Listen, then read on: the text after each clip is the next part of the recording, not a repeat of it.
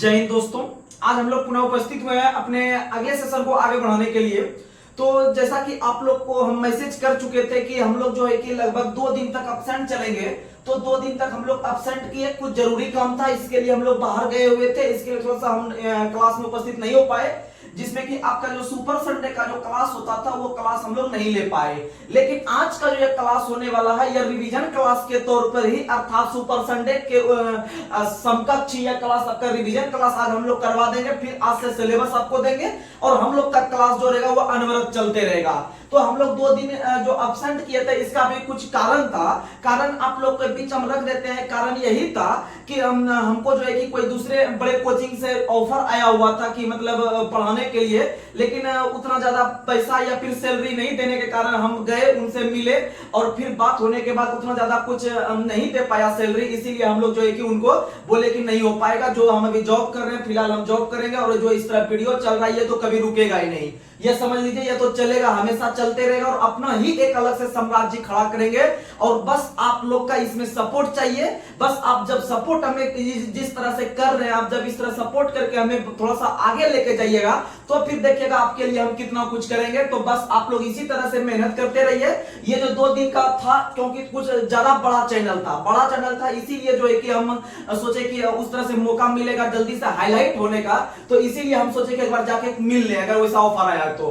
इसीलिए हम लोग गए, लेकिन उतना ज्यादा पैसा नहीं दे पाया, इसलिए हम लोग जो है कि उसे इग्नोर कर दिया, हटा दिए। लेकिन इसीलिए आप लोगों के बीच जो है कि हम लोग सोचे हैं कि हम लोग जो है कि जो भी करेंगे एक अपना टीम तैयार करेंगे आगे जाके, और आगे जाके टीम तैयार करके एक अपना हैंडल करने का कोशिश करेंगे। और आगे से जो है कि आपका क्लास इस तरह से अब नहीं रुकने वाला है। तो आप लोग जो है कि टेंशन नहीं लीजिए। आप लोग जो है कि बहुत सारे छात्र कॉल कर रहे थे कि क्लास अब स्टार्ट जो है कि कब होगा, नहीं होगा, तो 2 दिन उनसे हम समय लिए थे, तो 2 दिन हम लोग उपस्थित नहीं हो पाए। तो इनका हमें बहुत ही खेद है, बहुत ही दुख की बात है कि हम लोग उपस्थित नहीं हो पाए, क्योंकि जो हमारे चैनल पे भरोसा करके आप लोग इतना मेहनत कर रहे हैं और जो एक दिन भी वीडियो अगर उपस्थित नहीं होते हम लोग, तो उनको यह जरूरी है। अगर आपको हकीकत में इस चैनल को आप फॉलो कर रहे होंगे दिल से, तो अगर एक दिन वीडियो आपको नहीं मिलता होगा तो आपको लगता होगा कि आज मन नहीं लग रहा है। हकीकत बात यही है जब आप पढ़िएगा दिल से, तो क्योंकि हमारे कंटेंट में दम रहता है। और एक दिन आपको हकीकत का पता चलेगा जब आप एग्जाम में बैठिएगा और आपको क्वेश्चन जब टच करेगा मेरा इस मतलब संस्था का,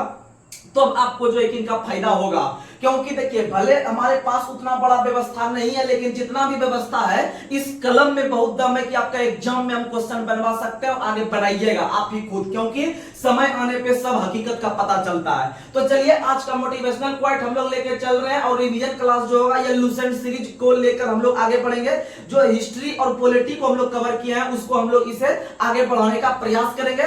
और सबसे पहली बात एक बार बता देते हैं कि आप लोग अधिक से अधिक इस चैनल को शेयर करने का प्रयास कीजिए, क्योंकि एक बहुत बड़े चैनल के रूप में मेरा भी सपना है इस चैनल को आगे बढ़ाने का। तो इसमें हद तक आपका सपोर्ट रहेगा, नहीं तो फिर हम कुछ नहीं कर पाएंगे जो है कि। इसलिए आप लोग बड़े से बड़े हमें भी मौका दीजिए, क्योंकि हम देखते हैं कि बहुत सारे बड़े बड़े टीचर हैं, लेकिन उतना ज्यादा आप मेहनत नहीं करना चाहते जब आगे बढ़ जाते हैं तो। लेकिन आप समझिए कि आपके लिए हम बहुत कुछ करेंगे। और जो बिहार उत्तर प्रदेश के जो इस तरह से सरकारी एग्जाम का जो तैयारी करते हैं, उनका जो बड़ा मतलब जो गरीब छात्र हैं वो जो नई तैयारी कर सकते हैं, तो उनके लिए जो है कि एक प्रकार से रामबाण हम साबित होंगे। बस आप लगातार मेहनत कीजिए और सिलेक्शन लेके हमें आगे बढ़ाने का प्रयास कीजिए और अपने दोस्तों में अधिक से अधिक शेयर करने का प्रयास कीजिए। हमारे चैनल को सपोर्ट कीजिए आप लोग, तभी कुछ हो पाएगा। तो चलिए, हम लोग आज के सेशन को शुरू कर रहे हैं रिवीजन क्लास के तौर पर। तो सबसे पहले आज का मोटिवेशनल क्वाइट आप लोगों के बीच तो समझने का प्रयास कीजिएगा। दुनिया को जीतने का हौसला रखो, दुनिया को जीतने का हौसला रखो। एक हार से कोई फकीर और एक जीत से कोई सिकंदर नहीं बनता। तो आप लोग समझिएगा कि अगर आप मान लीजिए कि आपको पहला एग्जाम में बैठे आपको निराशा हाथ लग गया, तो इसका मतलब क्या आगे हम तैयारी छोड़ देंगे? तो बिल्कुल नहीं। आप लोग समझिए कि जब तक आपका एज बचा हुआ है तब तक जी जान लगा के आप मेहनत कीजिए और सफलता जरूर मिलेगा। अगर आप हकीकत में दिल से मेहनत कर रहे हैं सच्चाई के साथ, तो उसका सिलेक्शन कहीं नहीं रुका है, उसका सिलेक्शन हुआ है। उसके बाद और जब आप एक जीत ले लेते हैं, मतलब मान लीजिए एक आप छोटा सा जॉब ले लेते हैं सरकारी जॉब, तो इसका मतलब नहीं कि हम सिकंदर बन गए हैं। ऐसा कोई बात नहीं है। आप एक अगर आप आईएएस भी बन जाते हैं तो आप अपना कदम को नहीं रुकने दीजिएगा, उससे भी बड़ा से बड़ा आप पोस्ट में प्रमोशन होके आगे बड़ा से बड़ा पद ले सकते हैं, उसमें कोई बड़ी बात नहीं है। आपको बताते हैं, आप लोग एक न्यूज चैनल में पढ़े होंगे, मध्य प्रदेश का ही एक लड़का था जिनका एज लगभग अभी जो है कि लगभग एज उनका जो है कि अभी 45 के अप्रॉक्स हो गया है, और समझिए वो 48वां अटेम्प्ट लगभग जो है कि यह दे चुका है। मतलब 48 अटेम्प्ट जो है कि यूपीएससी का मिला के या एमपीपीएससी का मिला के, बीपीएससी मिला के, यूपीपीएससी मिला के, यानी सभी प्रकार के जो आयोग का एग्जाम होता है उसमें से 48 ये प्री मेंस निकाल के बैठा हुआ है, लेकिन बेचारा का फिर भी सिलेक्शन नहीं हुआ है। और समझ सकते हैं कि इनका लास्ट अटेम्प्ट है, इस बार अगर नहीं होगा तो फिर कितना दिक्कत है। लेकिन ये एक बहुत बड़े जो है कि मोटिवेशनल के रूप में भी ये हम लोगों के बीच जो है कि आते रहते हैं और बहुत सारे छात्र को मोटिवेट भी करते रहते हैं। तो जब समझ सकते हैं कि 48 एग्जाम निकाल कर भी अगर अंतिम रूप से सिलेक्शन नहीं पाया है तो फिर भी यह हिम्मत नहीं हारा है, तो समझ सकते हैं कि जो आप एक एग्जाम दिए हैं अभी 20-22 साल के एज में, तो एक एग्जाम से आप डिमोटिवेट नहीं होइए। आप मेहनत कीजिए, लगातार मेहनत कीजिए, सबसे सरल उपाय यही है, लगातार मेहनत कीजिए, 8 से 10 घंटा मेहनत कीजिए। जहां दिक्कत है उस टॉपिक पे आप विशेष रूप से ध्यान दीजिए, आपका सिलेक्शन होगा। क्योंकि एग्जाम में जो क्वेश्चन आता है वह ज्यादा कोई हार्ड क्वेश्चन नहीं आता है, एक प्रकार का हवा बन गया है कि एग्जाम में हार्ड क्वेश्चन आता है तो ये होता है वो होता है, नहीं, सिंपली आप पढ़ रहे हैं, आप पढ़ाई कीजिए, सिलेक्शन होगा, कोई बड़ी बात नहीं। लेकिन हाँ, जो आपका एग्जाम का सिलेबस है इनके अनुसार आप तैयारी कीजिए, आपका सिलेक्शन हो जाएगा। और बात बाकी हाँ, मैं आपके जीके जीएस करंट अफेयर्स के लिए, और बहुत सारे छात्र कमेंट करते हैं कि हम जो है कि डिमोटिवेट हो जाते हैं, हमको पढ़ाई में मन नहीं लगता है, तो एक दिन हम सोचे हैं कि समय निकाल के संडे के दिन लगभग 1 घंटा, संडे के दिन लगभग 1 घंटा का हम लोग जो है कि लाइव आएंगे यूट्यूब पे, और जितना भी छात्र का कमेंट रहेगा, जो भी परेशानी हो रहा होगा जिस भी सब्जेक्ट में, मैथ रीजनिंग क्यों ना हो, तो आप लोग उससे संबंधित जो है कि आप बता सकते हैं कि मेरा नंबर नहीं आ रहा है। जैसे बहुत सारे छात्र भी कमेंट करते हैं कि बिहार एसएससी का अगर हम एक टेस्ट लगाते हैं तो मेरा 2.5 घंटे में भी पूरा नहीं होता है। तो इसका मतलब ये सब तरह का अगर आपको दिक्कत आ रहा है, तो अगर मान लीजिए जीके वगैरह याद नहीं हो रहा है या फिर याद करते हैं तो फिर से भूल जाते हैं, तो इस तरह का जो परेशानियां आप लोगों के बीच आ रहे होंगे, उस परेशानी को दूर करने का हम हद तक सपोर्ट करेंगे। लेकिन एक दिन हम समय रखेंगे, एक दिन समय रख के 1 घंटा का लाइव सेशन रहेगा, उसमें से हम लोग आएंगे और उसके बाद फिर आप लोग के बीच एक एक करके हम लोग कमेंट को देखेंगे और आपका सॉल्यूशन देने का प्रयास करेंगे।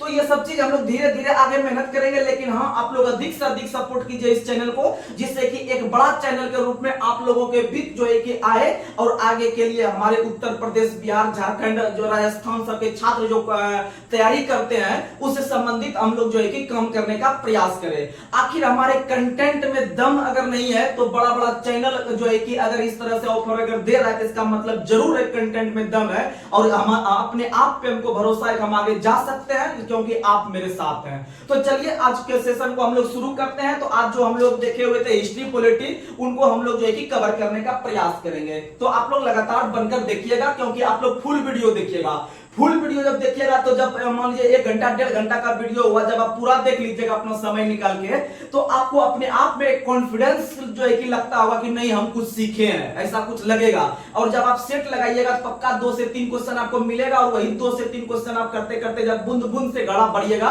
तो आपका सिलेक्शन एक दिन जरूर हो जाएगा। तो चलिए आज के सेशन को हम लोग शुरू करते हैं रिवीजन क्लास के रूप में।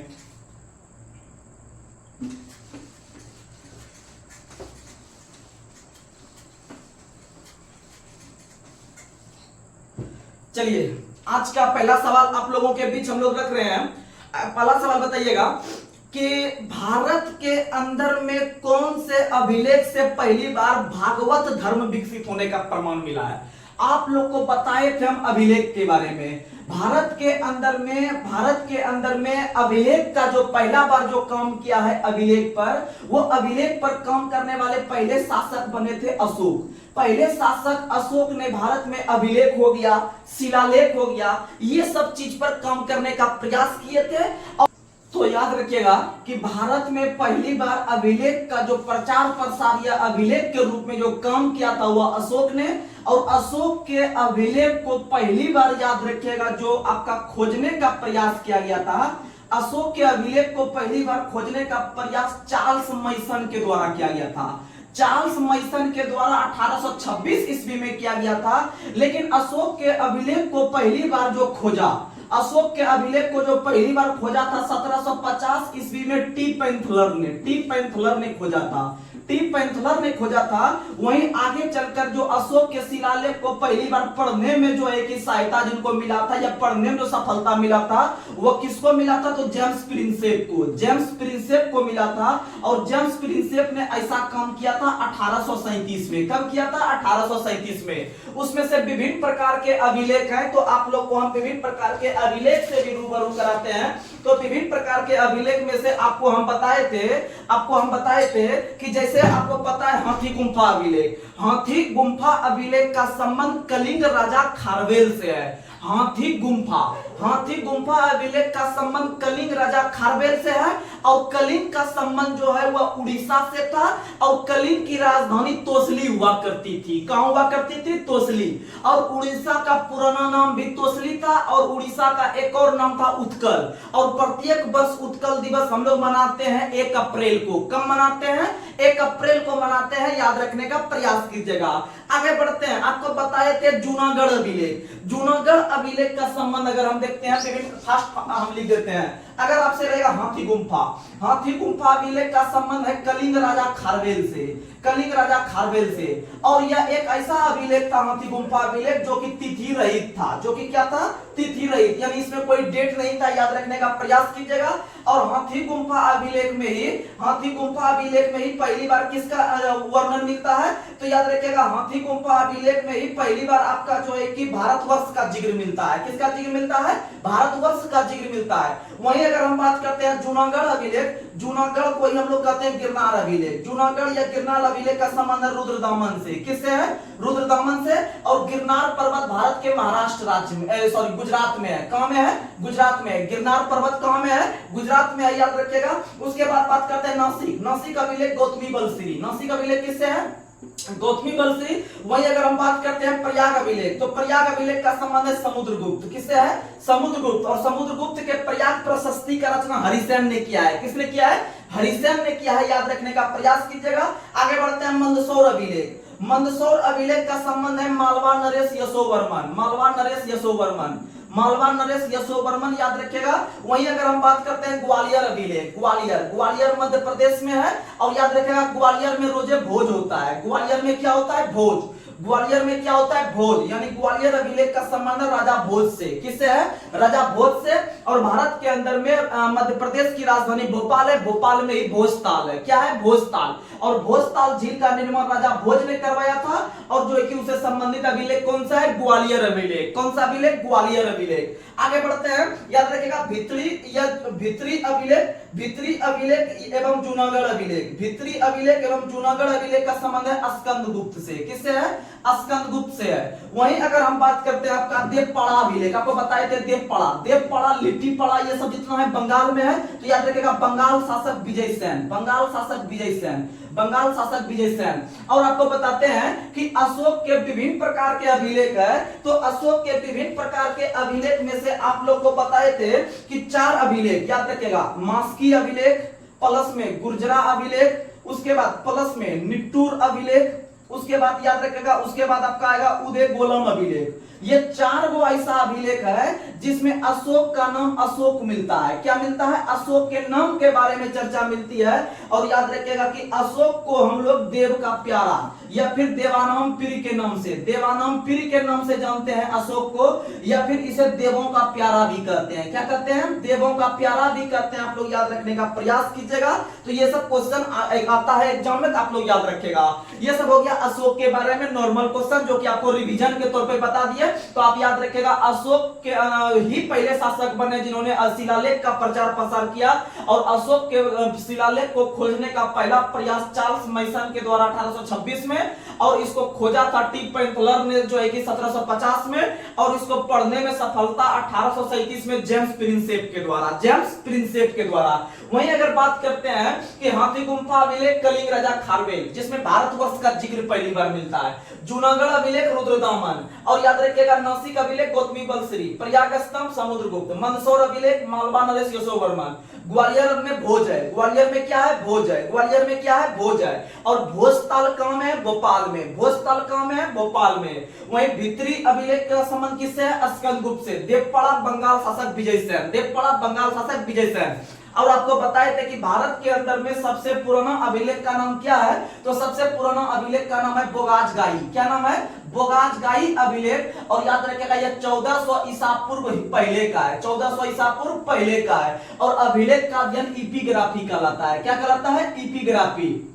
और अशोक के कुल 14 अभिलेख में से जो 13वां अभिलेख है वह कलिंग युद्ध के बारे में बताता है। किसके बारे में कलिंग युद्ध के बारे में। और आप लोग को पता है कि कलिंग का युद्ध हुआ था 261 ईसा पूर्व।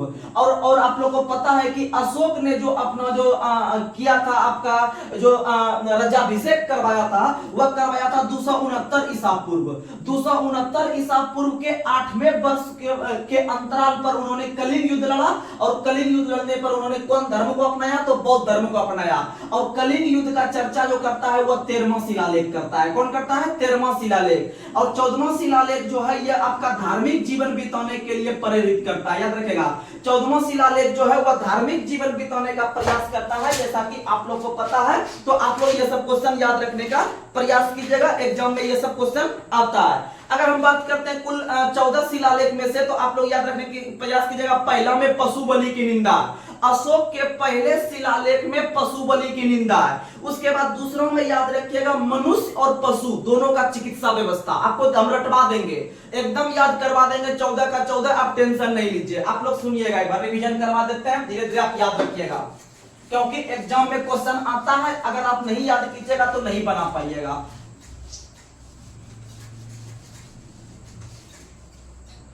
सुनिएगा, अगर बात करते हैं अशोक के शिलालेख की संख्या 14 है। 14 में से जो पहला शिलालेख है याद रखिएगा, इसमें पशु बलि की निंदा किया गया है। इसमें पशु बलि की क्या किया गया है, निंदा किया गया है। वहीं अगर हम बात करते हैं दूसरा में, तो दूसरा देखिए, पहला में पशु लीजिएगा और दूसरा में आप याद रखिएगा पशु के साथ साथ मनुष्य को लेना है। किसको लेना है, मनुष्य को। यानी पशु के साथ मनुष्य की चर्चा जो मिलती है, यानी पशु और मनुष्य दोनों का चिकित्सा व्यवस्था धूम है। पहला में सिर्फ पशु है, पहला में पशु है, दूसरा में पशु और मनुष्य दोनों है।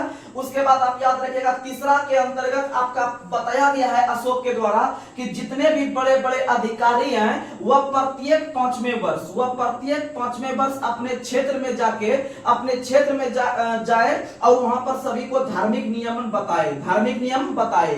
यानी कि तीसरा शिलालेख में 5वें वर्ष जो बड़े बड़े राजा हुआ करते थे अपने क्षेत्र में जाके सभी को धार्मिक जीवन बिताने का प्रयास करते थे।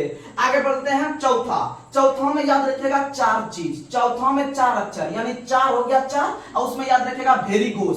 अगर इस तरह का शब्द आपको मिल जाए भेरी घोष, तो भेरी घोष में देखिए 4 अक्षर है तो 4 मार देंगे। क्या मार देंगे, 4। और याद रखिएगा पहला में पशु, दूसरा में पशु और मनुष्य दोनों, और तीसरा में जो है कि आप याद रखिएगा जो है कि 5वें वर्ष धार्मिक जीवन, यानी कि 5वें वर्ष घूमने के लिए आपको जाना पड़ेगा। जैसे आप याद करते होंगे कि पहला पंचवर्ष योजना में कृषि को प्राथमिकता दिया गया था, और दूसरा में आपको कृषि के साथ साथ क्या दिया गया था, उद्योग। दूसरा में कृषि के साथ साथ उद्योग, तो आप उसी तरह से याद रखिएगा। पहला में पशु और पशु बलि, पहला में सिर्फ पशु और दूसरा में पशु के साथ मनुष्य, दूसरा में पशु के साथ मनुष्य। उसी तरह से पहला पंचवर्ष योजना जो 1951 में चालू किया गया था 1 अप्रैल के दिन, उसमें कृषि को प्राथमिकता दिया गया था, जैसा कि आप लोग को पता है। और जो कि आपका पहला पंचवर्ष योजना हेराल्ड डोवर के मॉडल पर आधारित था, और दूसरा पंचवर्ष योजना आपका कौन मॉडल पे था, तो दूसरा जो था वह आपका था पीसी महालनोबिस के मॉडल पर। तो पहला में कृषि को प्राथमिकता, दूसरा में कृषि के साथ उद्योग को। उसी तरह से अशोक के पहला शिलालेख में पशु लेना है और दूसरा में पशु के साथ मनुष्य को लेना है। समझ में आ गया, यानी कि इसी तरह से आपको फिट करना है, पहला में 1 और दूसरा में 2 और तीसरा में 5वें वर्ष घूमने के लिए जाना है। और याद रखिएगा चौथा में 4 अक्षर, अगर भेरी घोष लिखा हुआ मिलेगा तो आपको चौथा नंबर शिलालेख टिक करना है। अगर क्वेश्चन आएगा कि अशोक के किस शिलालेख में भेरी घोष की चर्चा की गई है, तो याद रखिएगा भेरी घोष के जगह धम्म घोष की चर्चा 4 में, किसमें है, 4 में। वहीं अगर हम बात करते हैं 5 का, तो याद रखिएगा 5 में है आपका धर्म महामात्र। धर्म महामात्र की नियुक्ति 5 में, धर्म महामात्र की नियुक्ति 5 में। आपको याद करवाते हैं जुगाड़ से।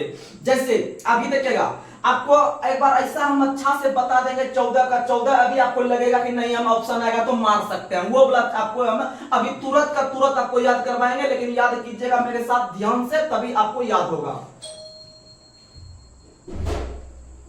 तो आप लोग याद रखिएगा 5 में धर्म महामात्र। जैसे आप लोग को पता है ये पांचों उंगली से हम लोग धर्म का रक्षा करते हैं या पूजा पाठ करते हैं महामात्र के सामने। किसके पास सामने? महापात्र या महामात्र के सामने।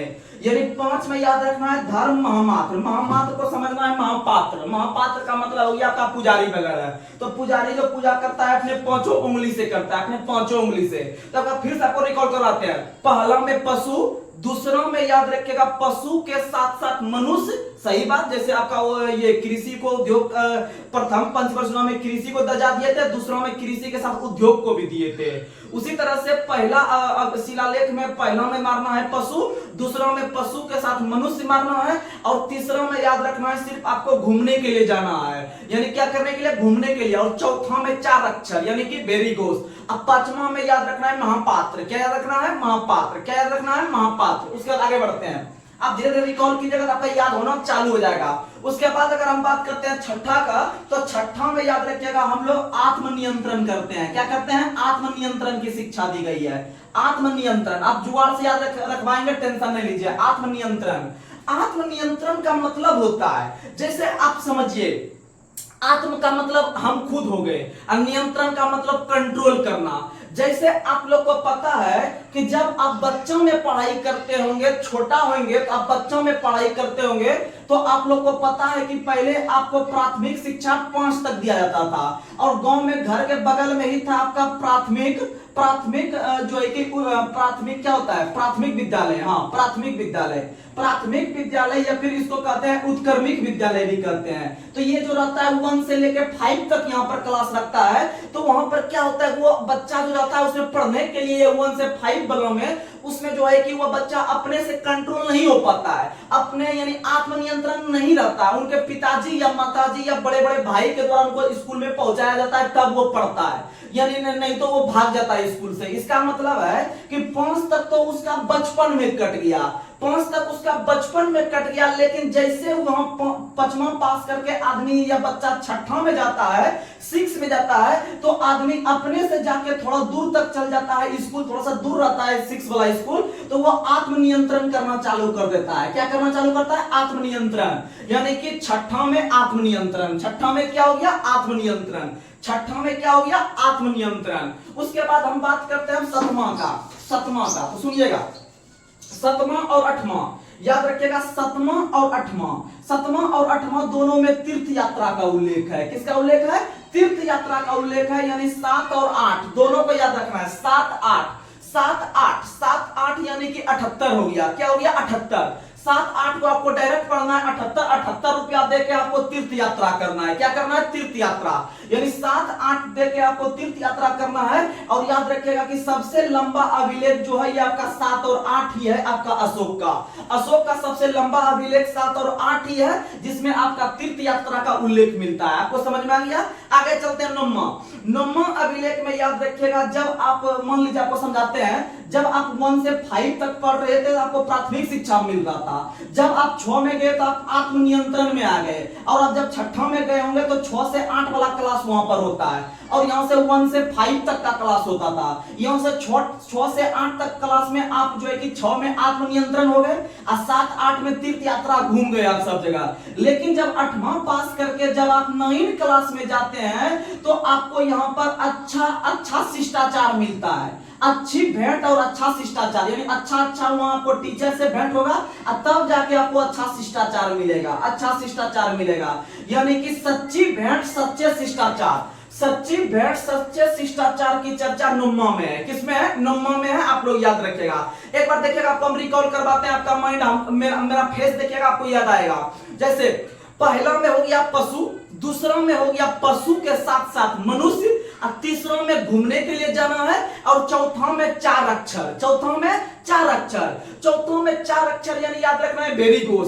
अब पांचवा में आपको पता है कि पांचवा में पूजा करेंगे 5 उंगली से महापात्र के साथ, और छठा में जब जाते हैं तो हम लोग आत्मनियंत्रण हो जाते हैं, यानी कि बचपन से थोड़ा सा बड़ा हो जाते हैं, आत्मनियंत्रण छठा में। और 7 8 को एक साथ लेके चलना है, 7 8 यानी कि 78 रुपयों में हम लोग तीर्थ यात्रा कर लेंगे। क्या कर लेंगे? तीर्थ यात्रा। और याद रखिएगा 7 और 8 ही अभी शिलालेख है, अशोक का सबसे लंबा शिलालेख। और जब हम लोग 9वां में जाते हैं तो हमको अच्छा शिष्टाचार मिलती है और अच्छा भेंट होता है, यानी कि सच्ची शिष्टाचार और सच्ची भेंट का उल्लेख आपका किसमें है? तो याद रखिएगा 9वां में है। किसमें है? 9वां में है। अब चलिए हम लोग 10वां शिलालेख में चलते हैं। तो 10वां शिलालेख के अंदर आप लोग याद रखिएगा, इसमें याद रखिएगा कि इसमें राज्य प्लस उच्च अधिकारी, राज्य और उच्च अधिकारी हमेशा प्रजा के हित में सोचता है। किसके हित में सोचता है? प्रजा के हित में। क्योंकि जब आप 10वां में जाते हैं, जब आप 10वां में जाते हैं तो वहां पर मान लीजिए आप 9वां तक जो पढ़ाई किए हुए इसका कोई रिजल्ट का आता पता नहीं रहता है,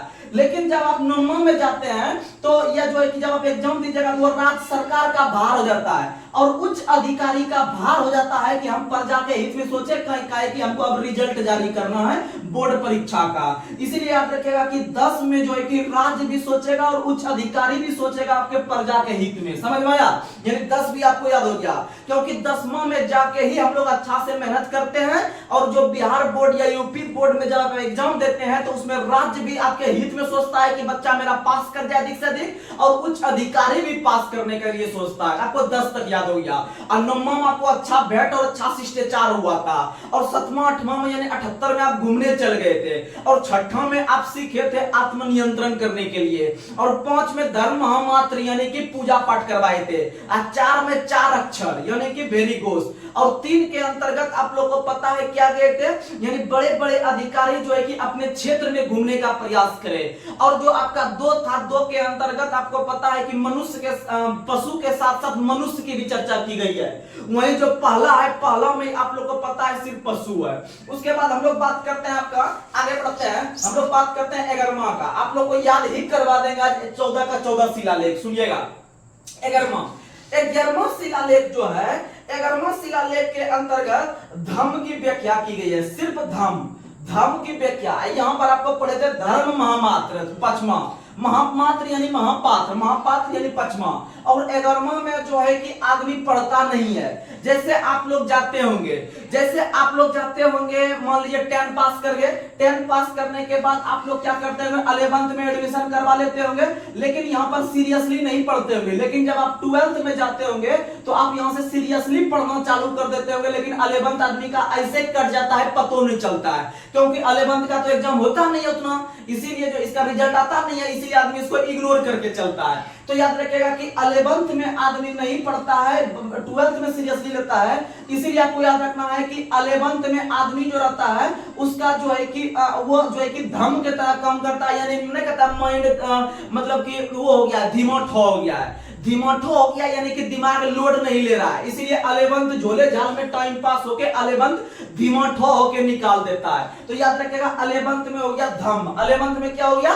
धम्म। उसके बाद बात करते हैं 12 का। आप टोटल चीज जुगाड़ से आपको दे रहे हैं, एक आध दो जब ऑप्शन में बचेगा तो आप छांट भी सकते हैं, कोई बड़ी बात नहीं है। उसके बाद बर्मा शिलालेख में आप लोग को बता दे कि बर्मा शिलालेख में इसमें जो है कि स्त्री महामात्र की नियुक्ति की गई है। स्त्री महामात्र की नियुक्ति की गई है। आप लोग को पता है स्त्री शब्द अभी तक हमको देखने के लिए 12 में मिला। किसमें मिला? 12 में। और आप लोग को बता दे, जब आप बायोलॉजी पढ़ते होंगे तो आप लोग को पता होगा कि महिलाओं में जो यौवन आरंभ स्टार्ट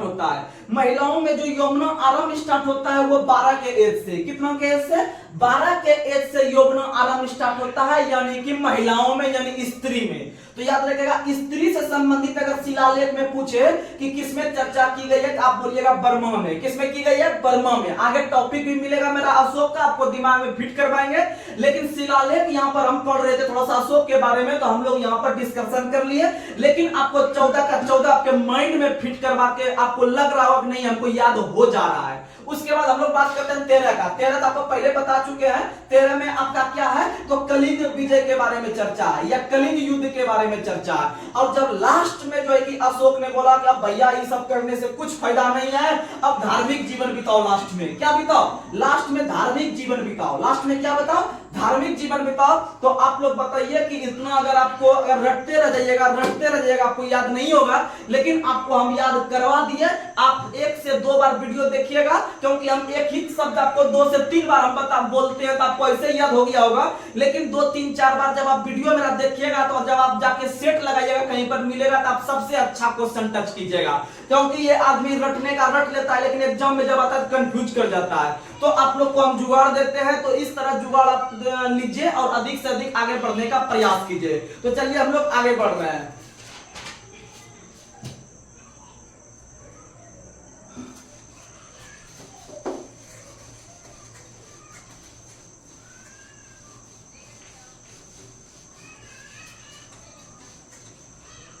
बस आप लोग लगातार बन के रहिए। जब आप लगातार 2-4 मेहनत और हकीकत बताते हैं, आप लोग कमेंट नहीं करते हैं, आप लोग अधिक से अधिक कमेंट कीजिए, क्योंकि सिर्फ आप वीडियो देख के फायदा उठा के आप आगे निकल जाते हैं। ऐसा मत कीजिए, क्योंकि उससे आपको जब कमेंट कीजिएगा अच्छा हमें भी थोड़ा सा पॉजिटिव मिलेगा कि जो है कि आगे बढ़ने का मौका मिलेगा कि नहीं हमारे बच्चे को फायदा हो रहा है। और हकीकत हम भी एक स्टूडेंट ही है और हमको जो है पता है कि बच्चा को कितना फायदा होता है, इस क्लास से नहीं होता है। हमको 100% पता है कि अच्छा क्लास इस क्लास का टक्कर नहीं दे सकता है, जबकि आप लगातार रहिएगा तब आपको एहसास हो जाएगा।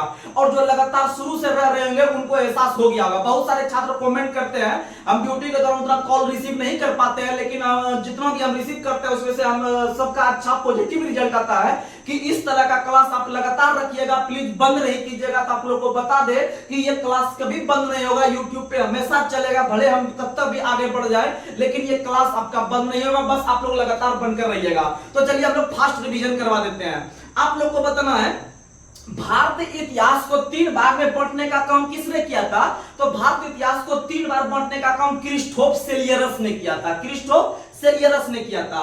आगे बढ़ते हैं। भारत का सर्व प्राचीन धर्म ग्रंथ का नाम क्या है, वेद। और वेद कितने प्रकार के, 4 प्रकार के। वेद कितने प्रकार के, 4 प्रकार के।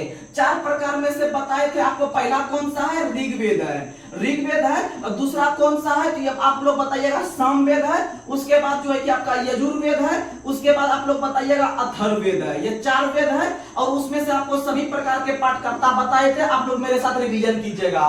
तो ऋग्वेद में होत्री, ऋग्वेद में होत्री।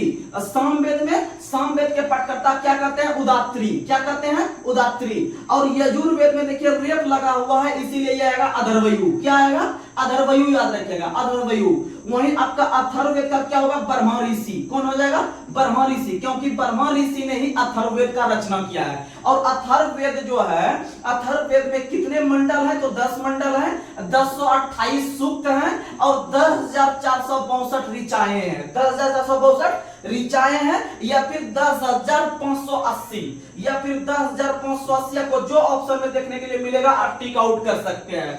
और आप लोग को पता है कि ऋग्वेद के 10 मंडल में से, ऋग्वेद के 10 मंडल में से जो तीसरा मंडल है, ऋग्वेद के तीसरे मंडल में किसका वर्णन है, तो ऋग्वेद के तीसरे मंडल में आप लोग को पता है कि ऋग्वेद के तीसरे मंडल में क्या है, तो सूर्य देवता को समर्पित, सूर्य देवता को समर्पित आपका गायत्री मंत्र का रचना किया गया है। वहीं ऋग्वेद के 9वें मंडल में देवता सोम का उल्लेख है। और सोम देवता जो है वह आपका वनस्पति के देवते के रूप में जाने जाते हैं। और वनस्पति का जो है वह आपका सोम देवता है। अगर हम बात करते हैं ऋग्वेद के 10वें मंडल में, तो ऋग्वेद के 10वें मंडल में चातुर्वर्ण्य समाज का उल्लेख है। चातुर्वर्ण्य समाज का मतलब होता है ब्राह्मण, क्षत्रिय, वैश्य और शूद्र। ये सब का वर्णन जो मिलता है वो आपको 10वें मंडल में मिलता है, जिसमें से ब्राह्मण का जो उत्पत्ति हुआ है मुख से हुआ है, वहीं क्षत्रिय का उत्पत्ति जो हुआ है आपका भुजाओं से हुआ है, और वैश्य का उत्पत्ति जांघ से हुआ है, और फिर आपका शूद्र का उत्पत्ति चरण से हुआ है। कहां से हुआ है, चरण से। अगला क्वेश्चन आप लोग को बताना है, ऋग्वेद में अधन्य शब्द किसके लिए प्रयोग किया गया है, गाय के लिए। किसके लिए, गाय के लिए। गाय के लिए अधन्य शब्द का भी उल्लेख मिलता है और गाय के लिए आपको अष्टकर्णी शब्द का भी उल्लेख मिलता है। आप लोग को हम बताए हुए हैं। आगे बढ़ते हैं। ऋग्वेद के किस मंडल में, ऋग्वेद के किस मंडल में आपको हस्तलिखित ऋचा को खील कहते हैं? तो याद रखिएगा ऋग्वेद के 8वें मंडल में हस्तलिखित ऋचा को खील कहते हैं। क्या कहते हैं? खील कहते हैं। और 9वें मंडल में देवता सोम का उल्लेख है और 10वें मंडल में चातुर्वर्ण समाज का उल्लेख है। और याद रखिएगा ऋग्वेद के 3रे मंडल में सावित्री देवता को समर्पित आप लोग को पता है गायत्री मंत्र का रचना है। और गायत्री मंत्र का रचना आपका विश्वामित्र ने किया है। किसने किया है? विश्वामित्र ने किया है। और विश्वामित्र नाम का एक नदी भी है इंडिया में, विश्वामित्र नाम का एक नदी भी है इंडिया में, जो कि आपका आप लोग सुने होंगे नरेंद्र मोदी का जो पहली बार वो अपना लोकसभा में खड़ा हो रहे थे तो वो बड़ौदा के साथ साथ आपका वाराणसी से खड़ा हो रहे थे। याद रखिएगा बड़ौदा शहर जो है इसी को अब हम लोग कह देते हैं बड़ोदरा। तो याद रखिएगा बड़ोदरा या बड़ौदा दोनों एक ही शहर है जो कि आपका विश्वामित्र नदी के किनारे है। किस नदी के किनारे? विश्वामित्र नदी के किनारे। आगे बढ़ते हैं हम लोग फटाफट, आप लोग याद रखिएगा। अगला क्वेश्चन आप लोग को बताना है कि वामनावतार के 3 पगों का आख्यान का प्राचीन स्रोत ऋग्वेद है। तो 3 पग अगर लिखा हुआ मिल जाएगा, 3 पग लिखा हुआ मिलेगा तो आप लोग को आंसर मारना है ऋग्वेद। और आपको पता है कि ऋग्वेद में सबसे प्रिय देवता थे इंद्र। कौन थे? इंद्र। और इंद्र के लिए कितने ऋचा का रचना? 250। और अग्नि के लिए कितने ऋचा की रचना? तो अग्नि के लिए आप लोग को पता है कितना ऋचा? तो अग्नि के लिए 200। अग्नि के लिए 200 आपको पता है थे कि ऊपर में इंद्र बैठे हुए हैं, ऊपर में इंद्र बैठे हुए हैं तो उसके लिए 250 उनको ज्यादा दे दिया। और अग्नि जो होता है वो नीचे है, उनके लिए 200, उनके लिए 200। आगे बढ़ते हैं। अगला क्वेश्चन आप लोग को बताना है। अगला क्वेश्चन बताइएगा यजुर्वेद में किसका उल्लेख मिलता है? तो यजुर्वेद में जो आप लोग को पता है यज्ञ के समय जो नियम का पालन करते हैं वो उसका वर्णन यजुर्वेद में मिलता है। और यजुर्वेद के अंतर्गत गद और पद की चर्चा की गई है। गद और पद की चर्चा यजुर्वेद में की गई है। और यजुर्वेद को हम लोग 2 भाग में बांट के पढ़ते हैं, एक पढ़ते हैं शुक्ल पक्ष, एक पढ़ते हैं कृष्ण पक्ष। तो क्वेश्चन पूछेगा कि शुक्ल पक्ष और कृष्ण पक्ष कौन से वेद को पढ़ने के लिए बनाया गया है? तो याद रखिएगा यजुर्वेद को। और यजुर्वेद को गद और पद वाला वेद भी कहता है। गद और पद वाला वेद कौन हो गया? यजुर्वेद। और यजुर्वेद जो है वह एक प्रकार का क्या है? इसे हम लोग कर्मकांड वेद भी कहते हैं। सुनिएगा कर्मकांड वेद, ध्यान देने का प्रयास कीजिएगा। कर्मकांड वेद के नाम से यजुर्वेद को, कर्मकांड वेद के नाम से यजुर्वेद को। तो चलिए हम लोग आगे बढ़ते हैं। और आप लोग याद रखिएगा कि यजुर्वेद जो है यजुर्वेद जो है इसको हम लोग कितने भाग में जो है कि 2 भाग में। और इसमें कर्मकांड वेद कहते हैं क्योंकि यह जो है कि यज्ञ के समय जो नियम पालन होता है इसका उल्लेख किया गया है। आगे बढ़ते हैं। साम वेद में साम का अर्थ गान, आप लोग को रिवीजन करवा रहे हैं, ज्यादा डिटेल में भी नहीं बताएंगे, आप लोग ध्यान से सुनिएगा। साम वेद में साम का अर्थ होता है गान, यानी कि गाए जा सकने वाली एकमात्र वेद कौन है? सामवेद। एकमात्र वेद कौन है? सामवेद। और याद रखिएगा कि सामवेद में कितने सूक्त हैं? तो सामवेद में सूक्त की संख्या 1810 है। कितना सूक्त है सामवेद में? 1810 है। और याद रखिएगा सामवेद में ऋचाएं की संख्या कितनी है? तो सामवेद में ऋचाएं की संख्या है 1875। कितना है? 1875। यानी कि सूक्त से ये जो ऋचाएं हैं वो 65 अधिक है। आगे बढ़ते हैं। भारतीय संगीत का जनक सामवेद, भारतीय संगीत का जनक सामवेद। अगला क्वेश्चन आप लोग को बताना है कि अथर्ववेद को कितने अध्याय में बांटा गया है? तो अथर्ववेद को 20 अध्याय में, कितने अध्याय में? 20 अध्याय में बांटा गया है। और याद रखिएगा अथर्ववेद से ही मुंडकोपनिषद लिया गया है। मुंडकोपनिषद जो आप लोग को पता है, मुंडकोपनिषद जो लिया गया है वह किस पर आधारित है? तो वह अथर्ववेद पर है, अथर्ववेद। और अथर्ववेद जो है वह सबसे नवीन वेद है, सबसे नवीन वेद है, यह सबसे नया वेद है, यह सबसे बाद का वेद है।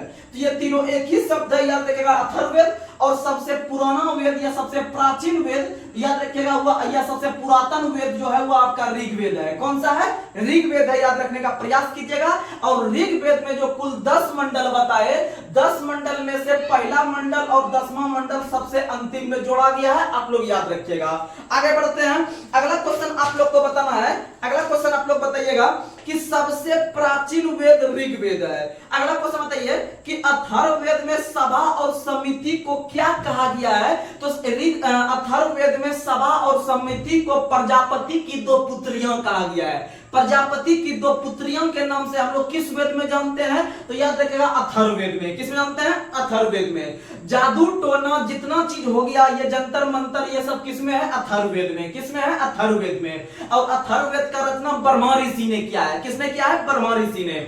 आगे बढ़ते हैं, अगला क्वेश्चन बताना है ऋग्वेद के ब्राह्मण ग्रंथ का नाम क्या है? तो आपको एक बार फिर से रिकॉल करवाते हैं, ध्यान दीजिएगा जल्दी से।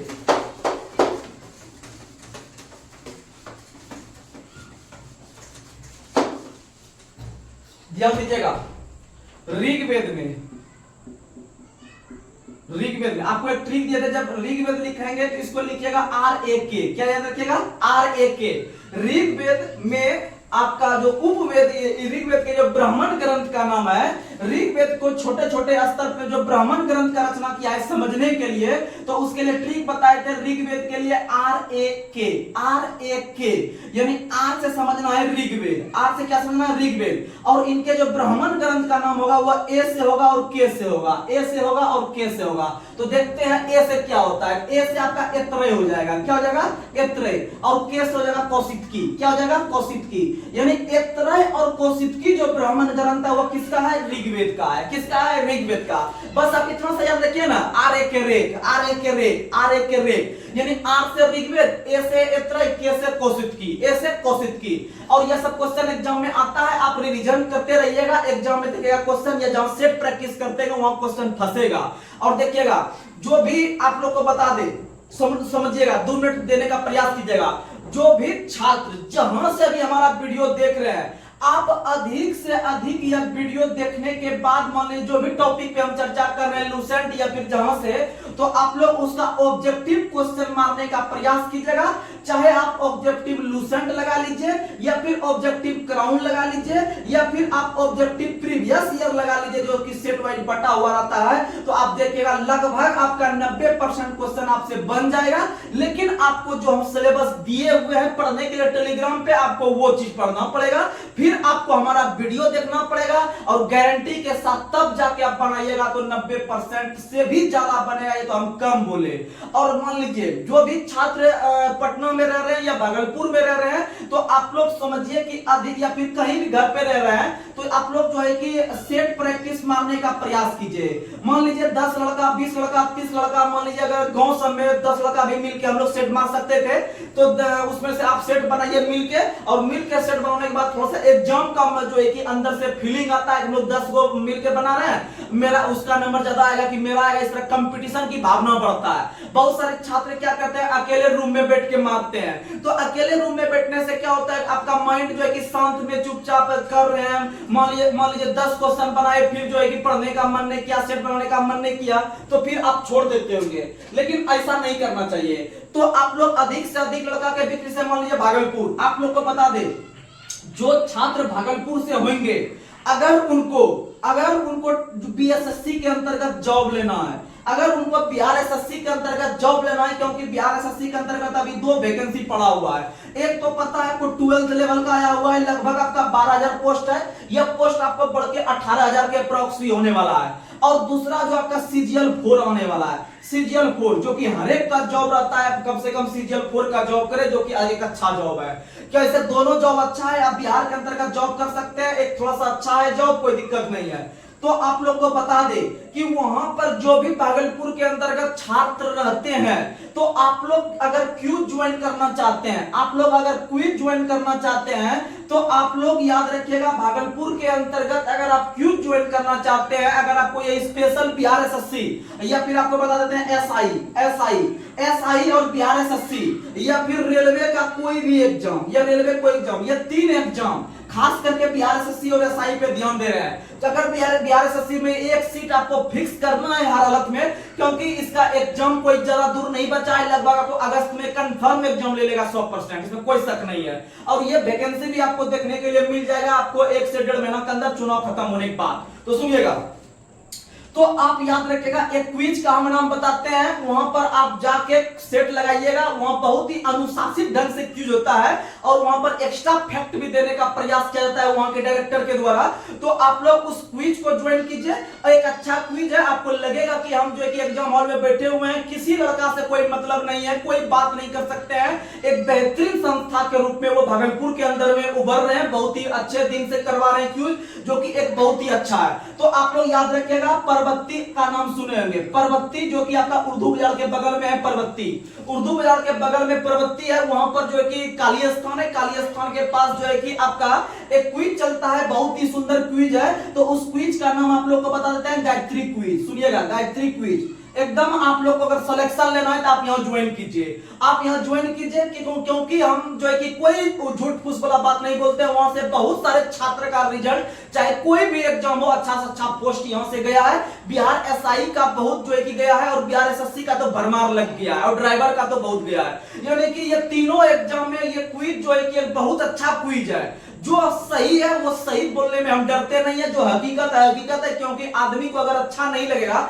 मान लीजिए हम उनको यहाँ भेज दिए, अब मान लीजिए कि वो जाके वहां पर टाइम पास कर रहा है, या फिर कब तो अच्छा संस्था किसी लड़का को भेज देंगे, वो अगर पढ़ने वाला नहीं रहेगा तो वो जो है कि आगे कुछ नहीं कर पाएगा। वो सिर्फ बोलने का है कि जो है कि वो लड़का का नहीं लगा। लेकिन जो लड़का पढ़ने वाला है, जिनको लगा नहीं कि आपको कुछ करना है, तो आप आम कानून के भागलपुर के अंदर में आप गायत्री क्विज ज्वाइन कीजिए। और गायत्री क्विज का आप डेली क्वेश्चन सेट प्रैक्टिस के, यहाँ पर बिहार एसएससी का भी सेट होता है, स्पेशल 100 नंबर का जीके भी होता है। जिनका जीके कमजोर है वो जीके मजबूत करने के लिए 100 नंबर जो है कि आप लोग इसका मजबूत कर सकते हैं, स्पेशल सेट मार सकते हैं। तो उसके बाद जो है कि आपका ये बिहार एसएससी का भी सेट चल रहा है, 150 क्वेश्चन एकदम फुल सेट, आराम से आप 200-300 लड़का यहाँ पर ग्रुपिंग करके सेट लगाता है। आप अच्छा से अच्छा लड़का के बीच में अपना जो है कि आप एक्सपीरियंस देख सकते हैं, अपने औकात का पता यहाँ पर आप लगवा सकते हैं, मेरा क्या वहां पर स्थिति है, क्या जो है कि हम प्रोग्रेस में है। आप कम से कम मान लीजिए अगर उस क्विज में अगर आप टॉप 40 के अंदर,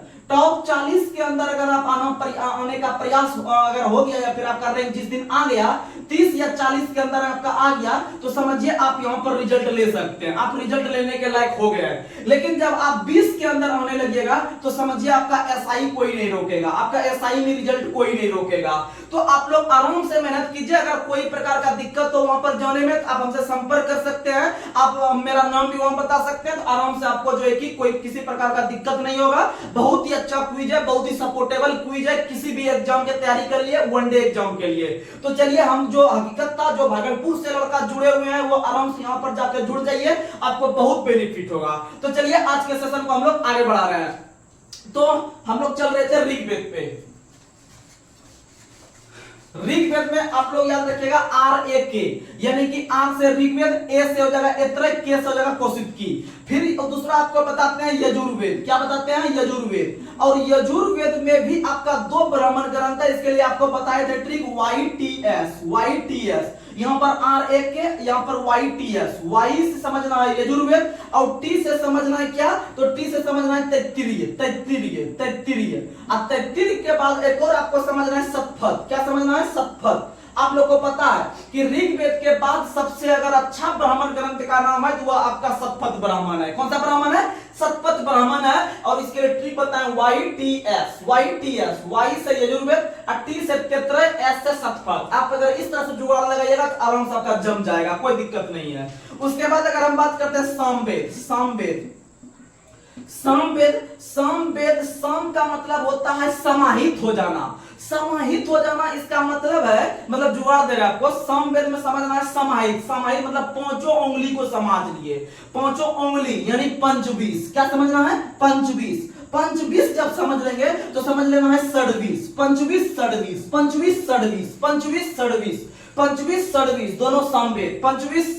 दोनों सामवेद, और लास्ट में आपको याद रखना है अथर्ववेद बेचारा गोफत है। अथर्ववेद क्या है? गोफत है। अथर्ववेद क्या है? गोफत। लेकिन आपको ये इंपॉर्टेंट है, ये याद रखे चलिएगा, ज्यादा पूछता है। ऐत्रेय और कौशिकी ऋग्वेद का है। RAK YTS। तो ये सब आप याद कीजिए, और आपका धीरे धीरे इंप्रूवमेंट होना शुरू हो जाएगा। आप लोग जो है कि आराम से जो है कि तैयारी कीजिए, कोई दिक्कत नहीं आएगा।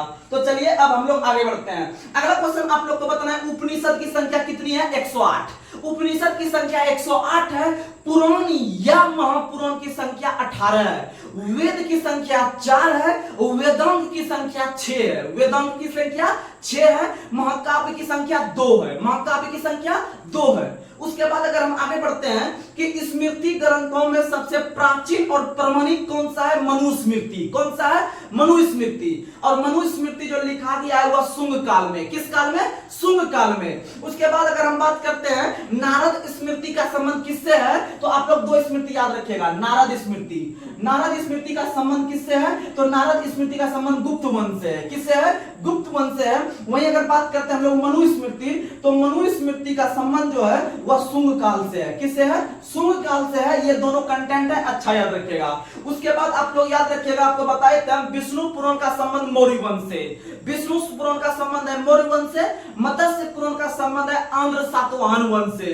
वहीं आपको बताए थे वायु पुराण गुप्त वंश, वायु पुराण गुप्त वंश। अगला क्वेश्चन आप लोग को बताना है कि जातक में बुद्ध की पूर्व जन्म की कहानी वर्णित है, जो वर्णित है, तो आप लोग को बताना है कि जातक का संबंध जो था वह किससे था? बौद्ध धर्म से। लेकिन त्रिपिटक का संबंध भी किससे है? तो त्रिपिटक का संबंध भी आप लोग को पता है, त्रिपिटक का संबंध भी किससे है? बौद्ध धर्म से। अब तो याद रखिएगा कि त्रिपिटक में 3 पिटक आता है, एक आता है सूत पिटक, फिर आता है अभिधर्म पिटक, और फिर लास्ट में आता है विनय पिटक। क्या आता है? विनय पिटक। ये तीनों पिटक का संबंध है त्रिपिटक से। त्रिपिटक का संबंध है बौद्ध धर्म से। किससे संबंधित है? बौद्ध धर्म से। और सूत पिटक का रचना किया है किसने? आनंद ने। सूत पिटक का रचना किसने किया है? आनंद ने। वही याद रखिएगा विनय पिटक का रचना उपाली ने किया है। विनय पिटक का रचना किसने किया है? उपाली ने। और अभिधर्म पिटक का रचना किसने किया है? तो याद रखिएगा मोगलीपुत्तिस ने, मोगलीपुत्तिस ने, मोगलीपुत्तिस ने आपका अभिधर्म पिटक का रचना किया है, और उपाली ने विनय पिटक, और आनंद ने किया है सूत पिटक। ये तीनों का संबंध है त्रिपिटक से यानी बौद्ध धर्म से। अगला क्वेश्चन आप लोग को बताना है बुद्ध चरित का रचना अश्वघोष, बुद्ध चरित अश्वघोष, बुद्ध चरित अश्वघोष। अगर क्वेश्चन पूछेगा मिलिंद पहनो का रचना किसने किया है, तो मिलिंद पहनो याद रखिएगा, बहुत अच्छा पुस्तक है। मिलिंद पहनो पुस्तक का रचना नागसेन ने किया है। किसने किया है? नागसेन ने। मिलिंद पहनो का रचना नागसेन ने किया है। इसी को हम लोग नागार्जुन भी कह देते हैं। और नागार्जुन जो है वह भारत का आइंस्टीन कहलाता है, भारत का आइंस्टीन, भारत का आइंस्टीन नागार्जुन। आगे बढ़ते हैं। अगला क्वेश्चन आप लोग का बताना है कौटिल्य पुस्तक का रचना अर्थशास्त्र।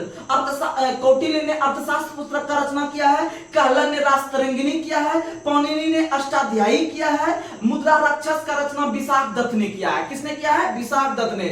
वहीं अभिज्ञान शाकुंतलम का रचना किसने किया है? कालिदास। और मालविकाग्नि मित्रम का कौन किया है? कालिदास। रघुवंशम का भी कौन किया है? कालिदास। मेघदूतम का भी कौन किया है? कालिदास। हर्षचरित का बाणभट्ट, हर्षचरित का बाणभट्ट, और कादंबरी का भी बाणभट्ट, यानी कि बाणभट्ट ने 2 किया है। याद रखिएगा बाणभट्ट ने 2 पुस्तक का रचना किया है। एक किया है हर्षचरित, हर्षचरित, हर्षचरित पुस्तक के लेखक बाणभट्ट है। अब प्लस में दूसरा पुस्तक याद रखिएगा कादंबरी, कादंबरी पुस्तक का लेखक भी कौन है? बाणभट्ट है। आप लोग याद रखने का प्रयास कीजिएगा। आगे बढ़ते हैं। अगला क्वेश्चन आप लोग को बताना है कि जीवक चिंतामणि कुछ संगम साहित्य पर भी पुस्तक है। सुनिएगा, कुछ पुस्तक संगम साहित्य पर भी है, उसका बीच हम लोग चर्चा कर रहे हैं संगम साहित्य पर। तो जिसमें से आप लोग को है तिरुकुरल, तिरुकुरल, तिरुकुरल पुस्तक के जो रचना किया है वह किया है तिरुवल्लुर ने, तिरुवल्लुर ने, तिरुवल्लुर ने किया है। वहीं पर अगर हम बात करते हैं आपका शिल्पाधिकारम, अच्छा पुस्तक है, याद रखेगा, इंपोर्टेंट है। शिल्पाधिकारम, शिल्पाधिकारम जो पुस्तक के है वह आपका इलंगो है। वह कौन है? इलंगो। शिल्पाधिकारम पुस्तक के लेखक इलंगो है। और याद रखिएगा यह प्रथम महाकाव्य कहलाता है, यह प्रथम महाकाव्य कहलाता है तमिल के अंदर में। किसके अंदर में? तमिल। प्रथम तमिल साहित्य जो था वह शिल्पाधिकारम था। इसे प्रथम महाकाव्य भी कहते हैं तमिल के अंदर। इसके रचनाकार है इलंगो। कौन है? इलंगो। और तिरुकुलर के है तिरुवल्लुर, वो तो याद रखने में दिक्कत नहीं होगा। उसके बाद आप लोग को बता देते हैं, उसके बाद कौन है आपका? जीवक चिंतामणि, अच्छा पुस्तक है जीवक चिंतामणि। और जीवक चिंतामणि के जो लेखक है वह है तिरुवट्टुकेर, तिरुवट्टुकेर, तिरुवट्टुकेर, तिरुवट्टुकेर। आप लोग ये सब याद रखने का प्रयास कीजिएगा, एग्जाम में क्वेश्चन आता है। तो चलिए हम लोग अब चलते हैं पॉलिटी की ओर। तो आप लोग ध्यान देने का प्रयास कीजिएगा। आप लोग फास्ट रिवीजन कीजिएगा पॉलिटी के अंदर में, जहां तक हम लोग किए हैं एक बार क्विक रिवीजन कर लेते हैं। बस सिलेबस धीरे धीरे खत्म होगा, आप लगातार बन के रहिए, एग्जाम में क्वेश्चन बनेगा। क्योंकि अचानक कुछ चीज अभी तक नहीं हुआ है, मेहनत लेकिन करते रहिए, अब मिलना सफलता तय है। चलिएगा, आप लोग को बताना है प्लासी का युद्ध डेट सही कब हुआ है? 23 जून 1757 को। और 23 जून 1757 को जब प्लासी का युद्ध हुआ था तो उसमें आप लोग को पता है कि प्लासी का युद्ध आपका एक ब्रिटिश के तरफ से हुआ था और दूसरा आपका बंगाल के जो है कि नवाब के तहत हुआ था। बंगाल के नवाब और ब्रिटिश कंपनी के बीच हुआ था और ब्रिटिश कंपनी ने जीत लिया था और बंगाल के नवाब का हार हुआ था। और बंगाल के नवाब के तरफ से लड़ने वाले थे सिराजुद्दौला और आप लोग को पता है ब्रिटेन ईस्ट इंडिया कंपनी के तरफ लड़ने वाले थे रॉबर्ट क्लाइव। कौन थे? Robert Clive. और रॉबर्ट क्लाइव को जो है कि जब जीत लिया आपका प्लासी का युद्ध, डेट सही याद रख लीजिएगा, प्लासी का युद्ध आपका 23 जून 1757 23 जून 1757 23 जून 1757 को प्लासी का युद्ध होता है। और 23 जून को हम लोग को पता है 23 जून को ओलंपिक दिवस भी मनाते हैं और 23 जून को हम लोग क्या मनाते हैं? तो 23 जून को हम लोग जो है कि विधवा दिवस भी मनाते हैं। तो आप लोग ये सब याद रखने का प्रयास कीजिएगा। उसके बाद अगर बात करते हैं कि प्लासी के युद्ध से ही कौन सा पद आया था? तो गवर्नर का पद। और गवर्नर के पद पर बैठने वाले कौन थे? Robert Clive. फास्ट कर देते हैं, रॉबर्ट क्लाइव। फिर 1773 में एक अधिनियम आया, पहली बार जिसका नाम है 1773 का रेगुलेटिंग एक्ट। 1773 के रेगुलेटिंग एक्ट के पारित होने के समय जो है कि ब्रिटेन के प्रधानमंत्री कौन थे? तो आप लोगों को पता है लॉर्ड नॉर्थ। कौन थे? लॉर्ड नॉर्थ थे। और इसके तहत जो है कि आपका जो बंगाल का जो गवर्नर का पद था उसको बंगाल का गवर्नर जनरल कर दिया गया। और इसके तहत आपको सुप्रीम कोर्ट का स्थापना किया गया और सुप्रीम कोर्ट में जो है कि 3 अन्य न्यायाधीश और एक मुख्य न्यायाधीश बने।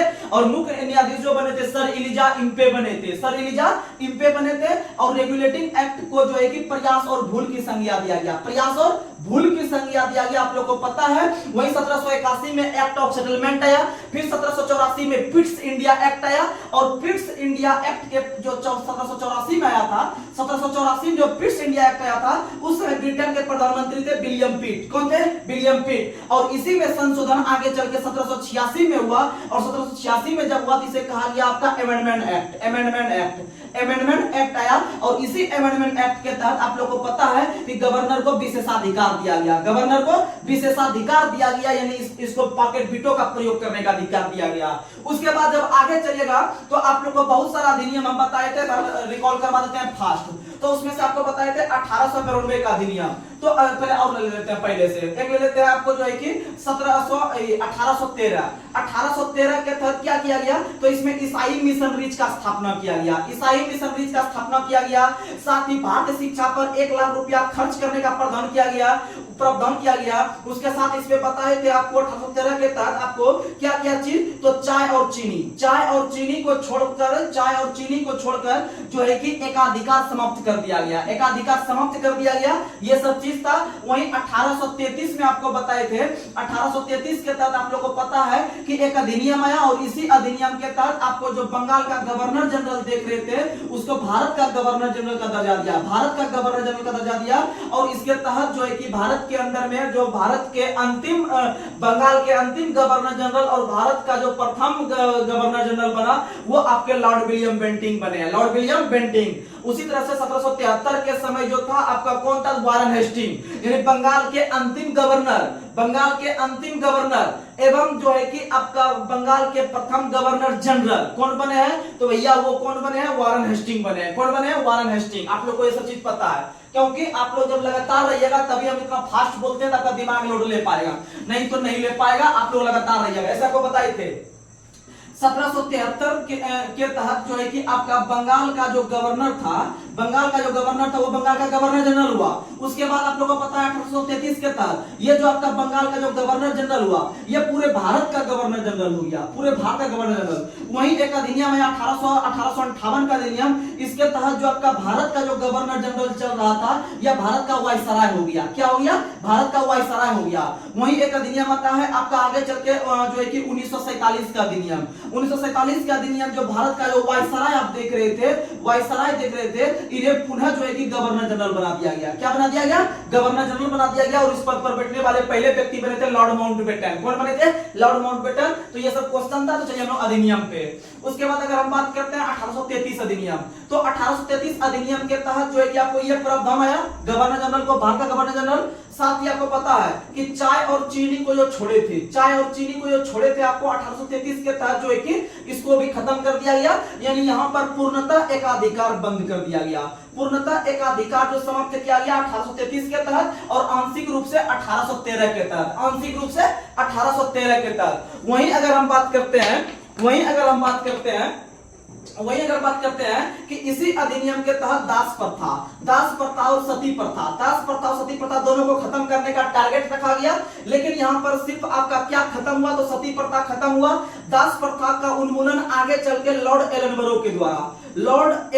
के द्वारा आगे चल के 1843 ईस्वी में इसे समाप्त करने का घोषणा तो हो गया अंतिम रूप से। लेकिन सती प्रथा का घोषणा जो किया गया था आपका लॉर्ड विलियम के काल में, लेकिन हुआ था दोनों 1833 के तहत। लेकिन दास प्रथा आगे चल के एलनबरो के द्वारा 1843 में, और 1843 में ही रविवार की छुट्टी जो है कि प्रारंभ किया गया था। ये देखिए आपको हम बहुत शॉर्ट में बता रहे हैं, बहुत ही शॉर्ट में, लेकिन आपको जो पहले से क्लास कर रहे होंगे लगातार उनको दिमाग में लग रहा होगा, और जब आप एग्जाम में बैठिएगा तो आपको क्वेश्चन एकदम 100% टच होने की गारंटी है। आगे बढ़ते हैं, अगला क्वेश्चन आप लोग को बताना है।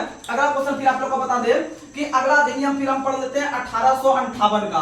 1858 के अधिनियम के तहत जो है कि ब्रिटिश ईस्ट इंडिया कंपनी का जो ताज था, ब्रिटिश ईस्ट इंडिया कंपनी का जो पावर था वह क्राउन के हाथ में आया, क्राउन के हाथ में या ताज के हाथ में आया। और यहाँ पर एक नया पद बनाया, सचिव का पद। कौन सा पद? सचिव का पद। और वहीं पर अगर बात करते हैं तो 1858 के अधिनियम के तहत ही आपको 50 लाख रुपया जो मिल रहा था आपको मासिक पेंशन, वो जो है कि मुगल को देना बंद कर दिया।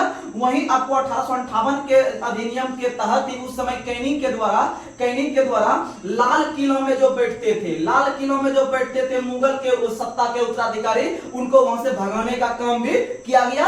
आप ये सब याद रखिएगा। और आपको पता है कि यहीं पर एक युद्ध हुआ था 1857 का विद्रोह, यह जो हुआ था लॉर्ड कैनिंग के काल में। किसके काल में? Lord Canning. वहीं अगर बात करते हैं आगे चल के बात करते हैं 1861 का अधिनियम भी लॉर्ड कैनिंग के काल में पारित हुआ था, क्योंकि कैनिंग का पर्सनल कार्यकाल जो था वह 1856 से लेकर 62 तक था। तो उसमें आपका 1858 हुआ और 1861 हुआ। तो 1861 अधिनियम के तहत पहली बार यहां पर क्या चीज लाया गया? तो पहली बार याद रखेगा मंत्रिमंडलीय प्रणाली हो गया, या पोर्टफोलियो सिस्टम हो गया, या फिर विभागीय प्रणाली हो गया, यानी कि पोर्टफोलियो सिस्टम, विभाग प्रणाली, मंत्रिमंडलीय प्रणाली, ये सब 1861 के अधिनियम के तहत। और इसी के तहत जो है कि भारत के वायसराय को जो आपको अध्यादेश जारी करने का अधिकार दिया। क्या जारी करने का? अध्यादेश जारी करने का अधिकार दिया। और आप लोगों को पता है कि राष्ट्रपति जो अध्यादेश जारी करता है अनुच्छेद 123 के तहत, और राज्यपाल जो अध्यादेश जारी करता है 213 के तहत। आगे बढ़ते हैं। अगर हम फिर बात करते हैं उसके बाद, अगर हम और इसी अधिनियम के तहत आप लोग को हम बताए थे, इसी अधिनियम के तहत आपका बंगाल हो गया, फिर मद्रास हो गया, फिर मुंबई हो गया, ये तीनों जगह आपका हाईकोर्ट का स्थापना किया गया। किसका स्थापना किया गया? हाईकोर्ट का स्थापना किया गया।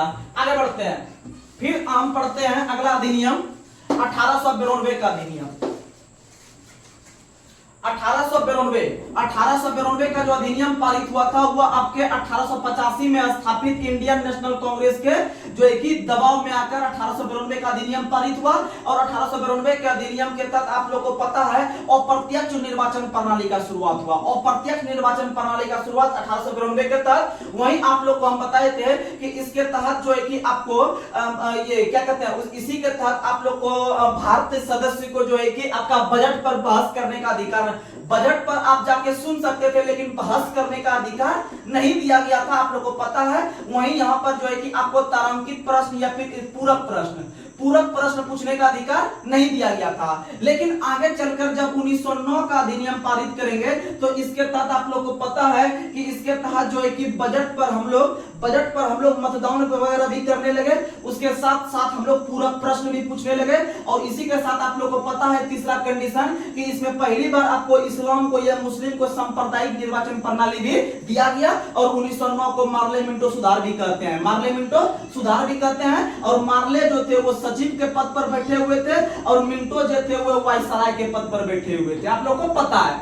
वहीं अगर बात करते हैं 1919 का अधिनियम, तो 1919 का अधिनियम को हम लोग मॉन्टेग्यू चेम्सफोर्ड सुधार कहते हैं। मॉन्टेग्यू चेम्सफोर्ड सुधार, मॉन्टेग्यू चेम्सफोर्ड सुधार कहते हैं। और मॉन्टेग्यू जो थे वो आपके जो है कि सचिव के पद पर बैठे हुए थे और चेम्सफोर्ड जो थे वो वायसराय के पद पर बैठे हुए थे, वायसराय के पद पर बैठे हुए थे। और 1919 के अधिनियम के तहत पहली बार जो है कि इसमें महिलाओं को वोट देने का अधिकार दिया गया। वहीं पर आप लोग को पता है महिलाओं को वोट देने का अधिकार, वहीं 1919 के अधिनियम के तहत जो है कि आपका 1892 में अप्रत्यक्ष निर्वाचन है, 1892 में अप्रत्यक्ष निर्वाचन प्रणाली है और प्रत्यक्ष निर्वाचन प्रणाली 1919 में। तो याद रखिएगा प्रत्यक्ष निर्वाचन प्रणाली 1919 में। उसके बाद अगर हम बात करते हैं तो इसी अधिनियम के तहत आपको सिख हो गया, ईसाई हो गया, आंग्ल भारतीय हो गया, यूरोपीय हो गया, आंग्ल भारत हो गया, यूरोप हो गया, ये सभी को जो है कि आपका सांप्रदायिक निर्वाचन प्रणाली आप लोग को दिया गया। आप लोग को हम ज्यादा नहीं बताएंगे क्योंकि आप लोग को सब चीज हम बताए हुए हैं। जितना बता रहे हैं आप रिवीजन कीजिए इतना, और जो पहले आपको बता चुके हैं सिलेबस दे दे के जो पढ़ाते हैं आपको डेली के हिसाब से थोड़ा अच्छा से, तो उस लेवल का अगर आप डेली कंट्रोल कीजिएगा तो आपका क्वेश्चन अच्छा से बनेगा। चाहे कोई भी सेट प्रैक्टिस बनाइए, किसी भी वनडे एग्जाम का आप उठाइए टॉपिक, आपसे क्वेश्चन बनेगा, सीधा बात। एक आध दो क्वेश्चन रेयर केस में नहीं बन सकता है, लेकिन जनरली क्वेश्चन 90% आपसे बन जाएगा। फिर अगर हम बात करते हैं उसके बाद आपको पता है कि 1919 अधिनियम के तहत ही महिलाओं को वोट देने का अधिकार दिया और महिलाओं ने पहली बार भारत में वोट दिया 1926 में। कब दिया? 1926 में। और इसी के तहत आपका संघ लोक सेवा आयोग का स्थापना हुआ। संघ लोक सेवा आयोग का स्थापना भी 1926 में हुआ है, लेकिन संघ लोक सेवा आयोग का स्थापना ली आयोग के सिफारिश पर। किसके सिफारिश पर? ली आयोग के सिफारिश पर। और ली आयोग का स्थापना 1923 में हुआ था। कब हुआ था? 1923 में हुआ था। वहीं अगर हम बात करते हैं आगे चल के आपका एक और अधिनियम पारित हुआ 1935 का अधिनियम। 1935 का अधिनियम, और 1935 का जब अधिनियम पारित हो रहा था तो उस समय आप लोग को पता है कि ब्रिटेन के जो प्रधानमंत्री थे वो कौन थे? तो 1935 के पारित होने के समय जो ब्रिटेन के प्रधानमंत्री थे वो स्टैनले बालडविन थे। स्टैनले बालडविन थे।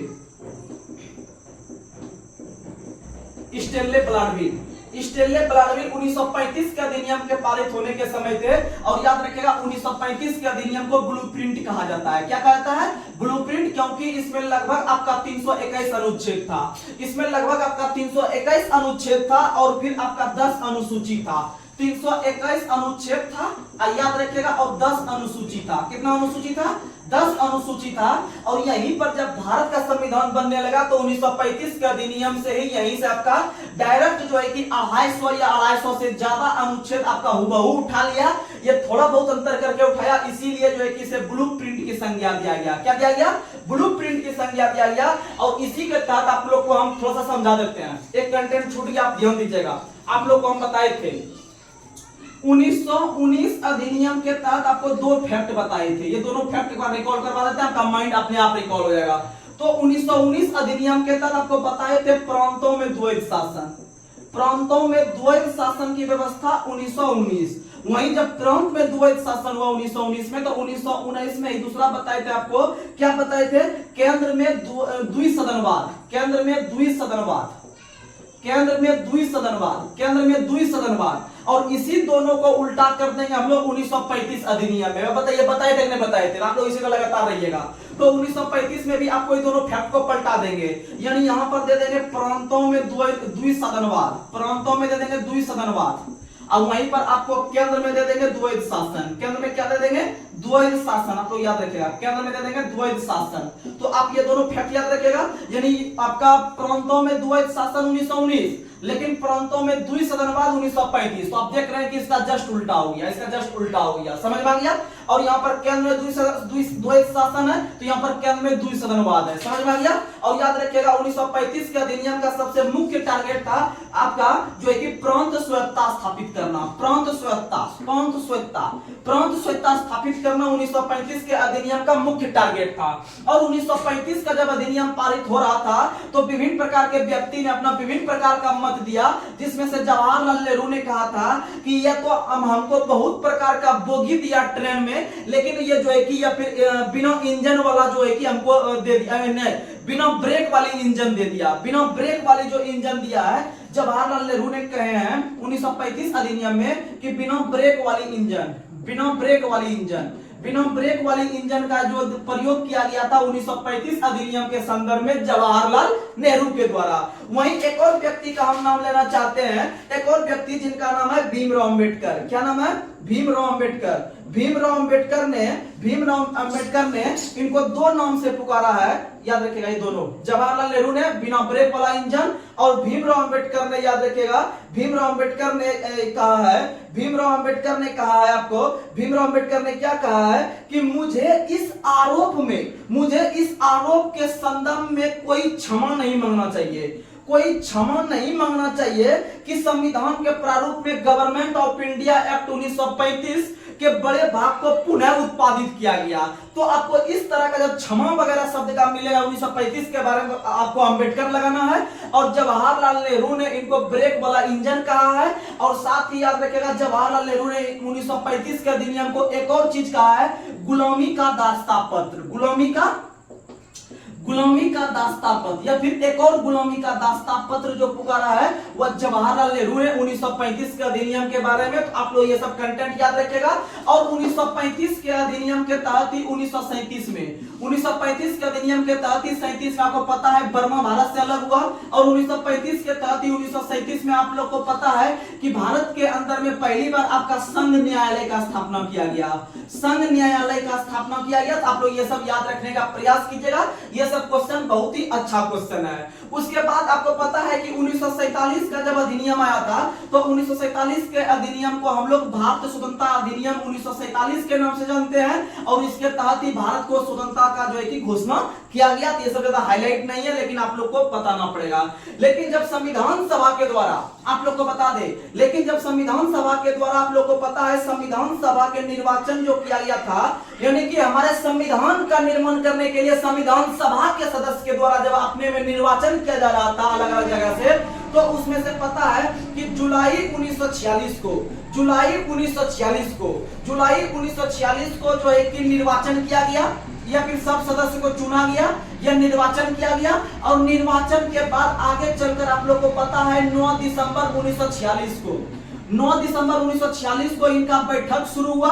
और बैठक जब शुरू होने के बाद आप लोग को बता दें कि जब बैठक शुरू हो रहा था तो इसके बाद जो है कि विभिन्न प्रकार के व्यक्ति इसमें शामिल हुए थे। और 1946 से लेकर लगभग 26 नवंबर 1949 को हमारा संविधान बनकर तैयार हुआ, और या फिर बोल सकते हैं लागू हुआ था 26 जनवरी 1950 को। लेकिन इस बीच में लगभग 4 वर्ष का जो गैपिंग है, ये 4 वर्ष का जो शासन हो रहा था, यह किस आधार पे हो रहा था? तो यह बताइएगा 1935 अधिनियम के आधार पे। किस आधार पे? 1935 अधिनियम के आधार पे आप लोग ये सब क्वेश्चन देखने का प्रयास किए। तो चलिए हम लोग आगे बढ़ते हैं, हम लोग अगला टॉपिक को देखिए धीरे धीरे कवर करते हैं, आप लोग याद रखिएगा। अगला क्वेश्चन,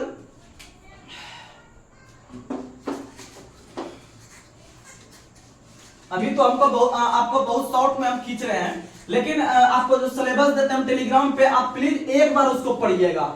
एक बार पढ़ के आप हमारा वीडियो देखिए, तब फिर देखिएगा दिमाग में 100 का 100% बात फिट हो जाएगा। क्योंकि हम जो बोलते हैं आप आसानी से भाषा को समझ पाते होंगे, आप लगातार इस तरह रहिएगा, आपको आराम से याद होगा।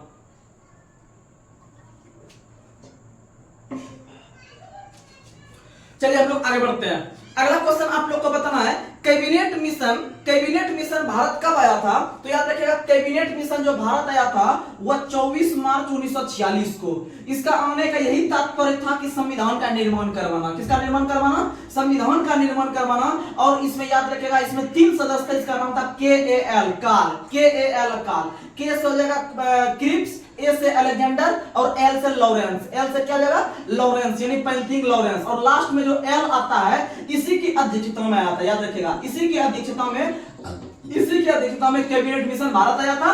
और कैबिनेट मिशन आप लोग को पता है, कैबिनेट मिशन जो आया था वो सबसे पहले मुंबई आया था। कहां आया था? मुंबई आया था। और संविधान का निर्माण करने के लिए और इसी के आधार पर संविधान सभा का गठन किया गया। और आगे चल के आपको पता है कि भारत का जब विभाजन हो रहा था तो वह माउंटबेटन प्लान पे, कौन प्लान पे?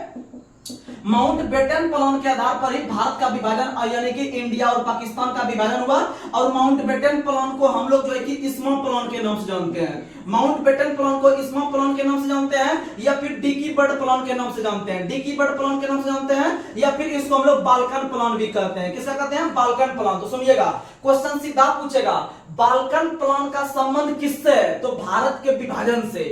बाल्कन प्लान का संबंध किससे है? भारत के विभाजन से। या फिर डिकी बर्ड प्लान का संबंध किससे है? भारत के विभाजन से। या इस्मा प्लान का संबंध भी किससे है? भारत के विभाजन से, अर्थात माउंटबेटन प्लान से, क्योंकि माउंटबेटन योजना जो था वह भारत के विभाजन से ही संबंधित था। आप लोग याद रखने का प्रयास कीजिएगा। चलिए हम लोग आगे बढ़ते हैं। अगला क्वेश्चन आप लोग को बताना है। अगला क्वेश्चन बताइएगा, किस तारीख को हमारा प्रस्तावना किस तारीख को जो है कि संविधान सभा के समक्ष रखा गया? तो संविधान सभा के समक्ष जो रखा गया था वह 13 दिसंबर 1946 को। और रखने वाले व्यक्ति थे जवाहरलाल नेहरू। कौन थे? जवाहरलाल नेहरू। और आगे चलकर आप लोग को पता है 22 जनवरी 1947 को इस प्रस्ताव को पारित किया गया। क्या किया गया? पारित किया गया प्रस्तावना को। और आपको पता है कि प्रस्तावना का अगर बात करते हैं तो प्रस्तावना पर कितने देशों का प्रभाव देखने के लिए मिलता है? 4 देश। कितना देश? 4 देश। 4 देश में से आप लोग को एक है देश अमेरिका। अगर हम देखते हैं कि प्रस्तावना हम लोग कहां से ग्रहण किए हैं तो प्रस्तावना हम लोग अमेरिका से लिए हैं। लेकिन अगर क्वेश्चन पूछेगा कि प्रस्तावना की भाषा कहां से लिए हैं तो प्रस्तावना की भाषा ऑस्ट्रेलिया से लिया है। कहां से लिए हैं? ऑस्ट्रेलिया से। लेकिन प्रस्तावना के अंतर्गत जो न्याय की चर्चा है वो रूस से लिए हैं। कहां से लिए हैं? रूस से। न्याय 3 प्रकार का होता है प्रस्तावना में, सामाजिक, आर्थिक और राजनीतिक। ये 3 प्रकार का न्याय है और तीनों का तीनों कहां से लिए हैं? रूस से। वहीं अगर हम बात करते हैं फ्रांस का तो फ्रांस से हम लोग क्या लिए? आप लोग देखते होंगे समानता हो गया, उसके बाद फिर बंधुत्व हो गया, समानता, बंधुत्व, भाईचारा वगैरह जो है ये लोग हम लोग फ्रांस से लिए हैं। यानी हमारे देश के प्रस्तावना जो है जिसको हम लोग प्रियम्बल करते हैं, इस पे हम लोग को 4 देशों का जो है कि प्रभाव देखने के लिए मिलता है। 4 देश में आप लोग ये चारों याद रखिएगा, एग्जाम में क्वेश्चन फंसेगा और आपसे बन जाएगा। याद रखिएगा प्रस्तावना। लेकिन प्रस्तावना शब्द का जो प्रारंभ होता है वह आपका हम भारत के लोग से होता है। और हम भारत के जो लोग हैं यह कहां से लिए हैं? तो हम भारत के लोग जो लिए हैं यह यूएनओ के चार्टर से लिए हैं। किससे लिए हैं? यूएनओ के चार्टर से लिए हैं। इसका मतलब यानी कि कह सकते हैं प्रस्तावना का शब्द का जो प्रारंभ होता है हम भारत के लोग, इससे क्या तात्पर्य होता है? तो हम भारत के लोग से यही तात्पर्य होता है कि हमारा जो संविधान बना है वह हम भारतीयों के लिए बना है। किसके लिए बना है? सभी आम जनता के लिए बना है। तो ये यही चीज डिनोट करता है जो कि हम लोग यूएनओ के चार्टर से लिए हैं। और आप लोग को बता दे कि इसमें पहले का जो हम भारत देखते थे वो क्या देखते थे? तो आप लोग को पता है, अगर आप प्रस्तावना लिखिएगा, आपके बीच हम थोड़ा सा लिखते हैं, आप समझिएगा। जैसे हम लोग पहले लिखते थे जो है कि संप्रभुत्व संपन्न, संप्रभुत्व संपन्न। उसके बाद आप लोग को अगर हम देखते हैं संप्रभुत्व संपन्न हो गया, उसके बाद फिर समाजवादी, उसके बाद फिर अगर हम देखते हैं समाजवादी के बाद पंथ निरपेक्ष, के बाद अगर हम देखते हैं तो लोकतांत्रिक, या इसी को जनतांत्रिक भी कहते हैं, लोकतांत्रिक। और लास्ट में जाके आपका जो होगा वह आपका गणराज्य होगा। क्या होगा? गणराज्य। अब यहां पर समझिएगा, आपको उस दिन भी हम समझाने का प्रयास किए थे, आप यहां भी समझिएगा।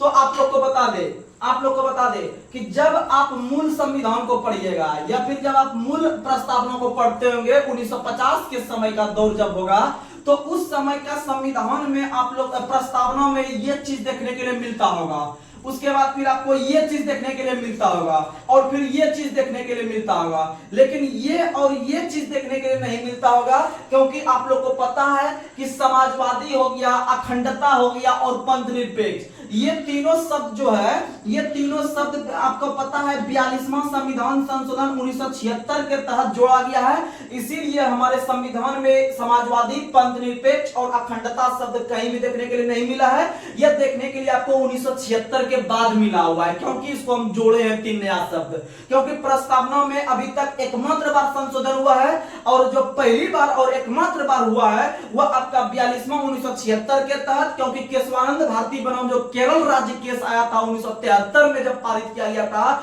13 न्यायाधीश की बेंच ने जब इसे पारित किया था, तब जाके बोला था कि यह हमारे प्रस्तावना जो है कि हमारे संविधान का अंग है और इस पर संशोधन भी हो सकता है, लेकिन मूल ढांचा पर संशोधन नहीं हो सकता है। और मूल ढांचा वगैरह क्या होता है आप लोग को हम आगे बताने का प्रयास करेंगे, लेकिन फिलहाल आप यहां समझिएगा। तो सुनिएगा, तो इसका मतलब आप बोल सकते हैं कि पहले का जो भारत हुआ करता था 1950 यानी मूल का, तो वो हुआ करता था संप्रभुत्व संपन्न लोकतांत्रिक गणराज्य, बोल सकते हैं ना, बोल सकते हैं। लेकिन अब अभी का अगर भारत पढ़िएगा तो आप ये पांचों का नाम लेके, लेकिन जब क्वेश्चन पूछेगा कि मूल संविधान में भारत एक कैसा राज्य था, तो भैया संप्रभुत्व संपन्न लोकतांत्रिक गणराज्य। लेकिन वही क्वेश्चन पूछेगा वर्तमान का भारत की स्थिति क्या है, या भारत को किस नाम से पुकारा गया है, तो सब पढ़ दीजिएगा, संप्रभुत्व संपन्न, समाजवादी, पंथ निरपेक्ष, लोकतांत्रिक गणराज्य। समझ में आया? यानी यहां पर आप अगर मूल का पूछेगा तो सिर्फ 3 शब्द का चर्चा लीजिएगा, 1 2 3। लेकिन अगर पूछेगा वर्तमान में कैसा है, तो वर्तमान में आप 5 शब्द का चर्चा लीजिएगा। कितने शब्द का? 5 शब्द का आप चर्चा कीजिएगा, आप लोग को जैसा कि पता है। और आप लोग को पता है, अगर देखें हम कि हमारे प्रस्तावना में न्याय कितने प्रकार का है भैया, न्याय 3 प्रकार का। स्वतंत्रता कितने प्रकार का है, तो स्वतंत्रता 5 प्रकार का। वहीं विचार अभिव्यक्ति वाला, वहीं अगर हम बात करते हैं समानता कितने प्रकार का है, तो समानता है 2 प्रकार का, प्रतिष्ठा और अवसर, प्रतिष्ठा और अवसर। वहीं अगर हम बात करते हैं बंधुत्व कितने प्रकार का है, तो बंधुत्व 1 प्रकार का है। बंधुत्व कितने प्रकार का? 1 प्रकार का। तो ये सब चीज आप याद रखने का प्रयास कीजिएगा। और चलिए हम लोग आगे बढ़ते हैं धीरे धीरे। अगला क्वेश्चन आप लोग को बताना है, विभिन्न प्रकार के विदेशी स्रोत को आपको हम एक बार रिकॉल करवा देते हैं। सबसे पहले याद रखिएगा, ब्रिटेन से संसदात्मक शासन प्रणाली, एकल नागरिकता, संविधि निर्माण की प्रक्रिया, संसद विशेषाधिकार, मंत्रिमंडलीय प्रणाली और द्विसदनवाद। उसके बाद जो व्यक्ति सबसे अधिक मत प्राप्त करता है वही व्यक्ति विजेता घोषित होता है। तो ये सब चीज लिया है ब्रिटेन से। अमेरिका से लिया है प्रस्तावना, मौलिक अधिकार हो गया, न्यायिक पुनर्विलोकन हो गया, सुप्रीम कोर्ट हो गया, हाई कोर्ट हो गया, सुप्रीम कोर्ट और हाई कोर्ट के न्यायाधीश को कैसे हटाएंगे ये हो गया, उपराष्ट्रपति का पद हो गया, राष्ट्रपति पर महाभियोग हो गया, न्यायिक पुनर्विलोकन हो गया, उसके बाद जनहित याचिका या लोकहित याचिका हो गया। तो ये सारा चीज हम लोग कहां से लिए हैं? अमेरिका से लिए हैं। उसके बाद अगर बात करते हैं हम लोग आयरलैंड से, तो आयरलैंड से डीपीएसपी लिए हैं। आयरलैंड से क्या लिए हैं? डीपीएसपी। आयरलैंड से हम लोग डीपीएसपी लिए हैं। और डीपीएसपी के साथ साथ आप लोग को पता है कि आयरलैंड ने जो लिया था वो स्पेन के संविधान से। कहां से लिया था? स्पेन से लिया था डीपीएसपी। लेकिन भारत ने कहां से ग्रहण किया है? आयरलैंड से। वहीं अगर बात करते हैं कि इसके तहत जो राज्यसभा के जो आपके मनोनीत सदस्य हैं, राज्यसभा में जो मनोनीत सदस्य होते हैं जो कि 12 की संख्या में रहते हैं, ऐसा प्रावधान भी कहां से लिए हैं? आयरलैंड से लिए हैं। वहीं आपको पता है, वहीं अगर पता है कि राष्ट्रपति के निर्वाचक मंडल की व्यवस्था, अनुच्छेद 54 में राष्ट्रपति का निर्वाचक मंडल की व्यवस्था है। अर्थात इसमें कौन कौन शामिल होता है, तो आपको पता है कि राष्ट्रपति के निर्वाचन में आपको जो है कि राज्यसभा के निर्वाचित सदस्य, लोकसभा के निर्वाचित सदस्य और राज्य एवं केंद्र शासित प्रदेश के विधानसभा के निर्वाचित सदस्य। अर्थात यह एक प्रकार के निर्वाचक मंडल की व्यवस्था करता है, जिसका उल्लेख हम लोग कहां से लिए हैं? आयरलैंड से। कहां से लिए हैं? आयरलैंड से लिए हैं। आपको पता है, राष्ट्रपति का अनुच्छेद रिकॉल करवा देते हैं, आप सुनिएगा। अनुच्छेद 52 भारत के राष्ट्रपति होगा। अनुच्छेद 53 राष्ट्रपति के अंदर कार्यपालिका शक्ति निहित होगा। और 53 का फर्स्ट जो कहता है, 53 का जो क्लाउज फर्स्ट है वह राष्ट्रपति के संदर्भ में कहता है राष्ट्रपति खुद अपना काम करेंगे या अपने अधीनस्थ पदाधिकारी से करवाएंगे। और 53 का जो सेकंड होता है क्लाउज, वो ये कहता है कि भारत के अंदर में जो राष्ट्रपति होते हैं वो तीनों सेनाओं का प्रमुख होते हैं, तीनों सेनाओं का प्रमुख होते हैं, और इसी हैसियत के साथ वो किसी दूसरे देश से युद्ध का शुरुआत कर सकते हैं और युद्ध की समाप्ति कर सकते हैं। अनुच्छेद 54 निर्वाचक मंडल, 55 निर्वाचन की रीति, और राष्ट्रपति का निर्वाचन का जो रीति है वो एकल संक्रमणीय या अनुपातिक पद्धति है।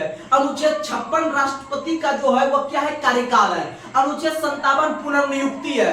अनुच्छेद 58 योग्यता है। अनुच्छेद 59 शर्तें है। अनुच्छेद 60 शपथ है। अनुच्छेद 61 महाभियोग है। अनुच्छेद 62 राष्ट्रपति के जो है कि पद की रिक्ति है, और पद की रिक्ति कितने तरह से, 3 तरह से। राष्ट्रपति का पद रिक्त हो सकता है 3 प्रकार से।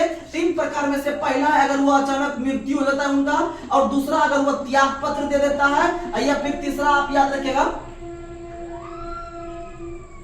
पहला याद रखिएगा मृत्यु होने पर, दूसरा खुद से त्याग पत्र देने पर, और तीसरा याद रखिएगा महाभियोग प्रक्रिया। कौन सा प्रक्रिया, महाभियोग प्रक्रिया। और राष्ट्रपति पर महाभियोग प्रक्रिया हम लोग अमेरिका के संविधान से लिए हैं, और महाभियोग जो है वह संसद के किसी भी सदन में आ सकता है, कोई रोक छेक नहीं है।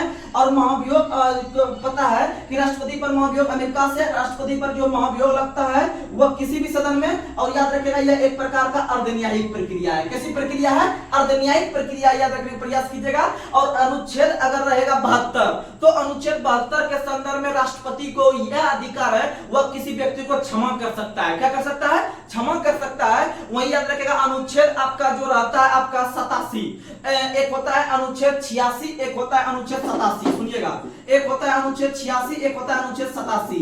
तो अनुच्छेद 86 और 87 में क्या है, तो अनुच्छेद 86 में है आपका क्या, तो राष्ट्रपति जो संसद को संबोधित करता है, राष्ट्रपति जो संसद को संबोधित करता है अनुच्छेद 86 के तहत।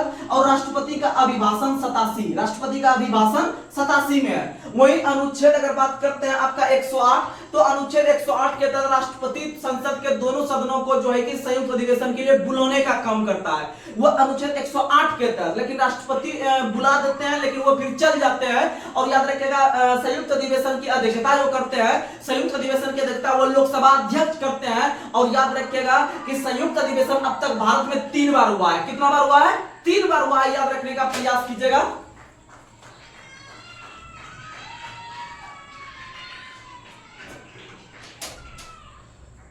उसके बाद अगर बात करते हैं ये संयुक्त अधिवेशन का, ये संयुक्त अधिवेशन जो हम लोग लिए हैं, कहां से लिए हैं, तो संयुक्त अधिवेशन हम लोग ऑस्ट्रेलिया से लिए हैं। कहां से लिए हैं, ऑस्ट्रेलिया से लिए हैं। याद रखिए, ये नहीं बताए थे, संयुक्त अधिवेशन ऑस्ट्रेलिया से लिए हैं। आगे बढ़ते हैं, लेकिन आपको पहले जो पढ़ाए थे उसमें जरूर बताएं, लेकिन यहाँ पर अभी हम नहीं बताए, आपको याद आ गया, बता दिए।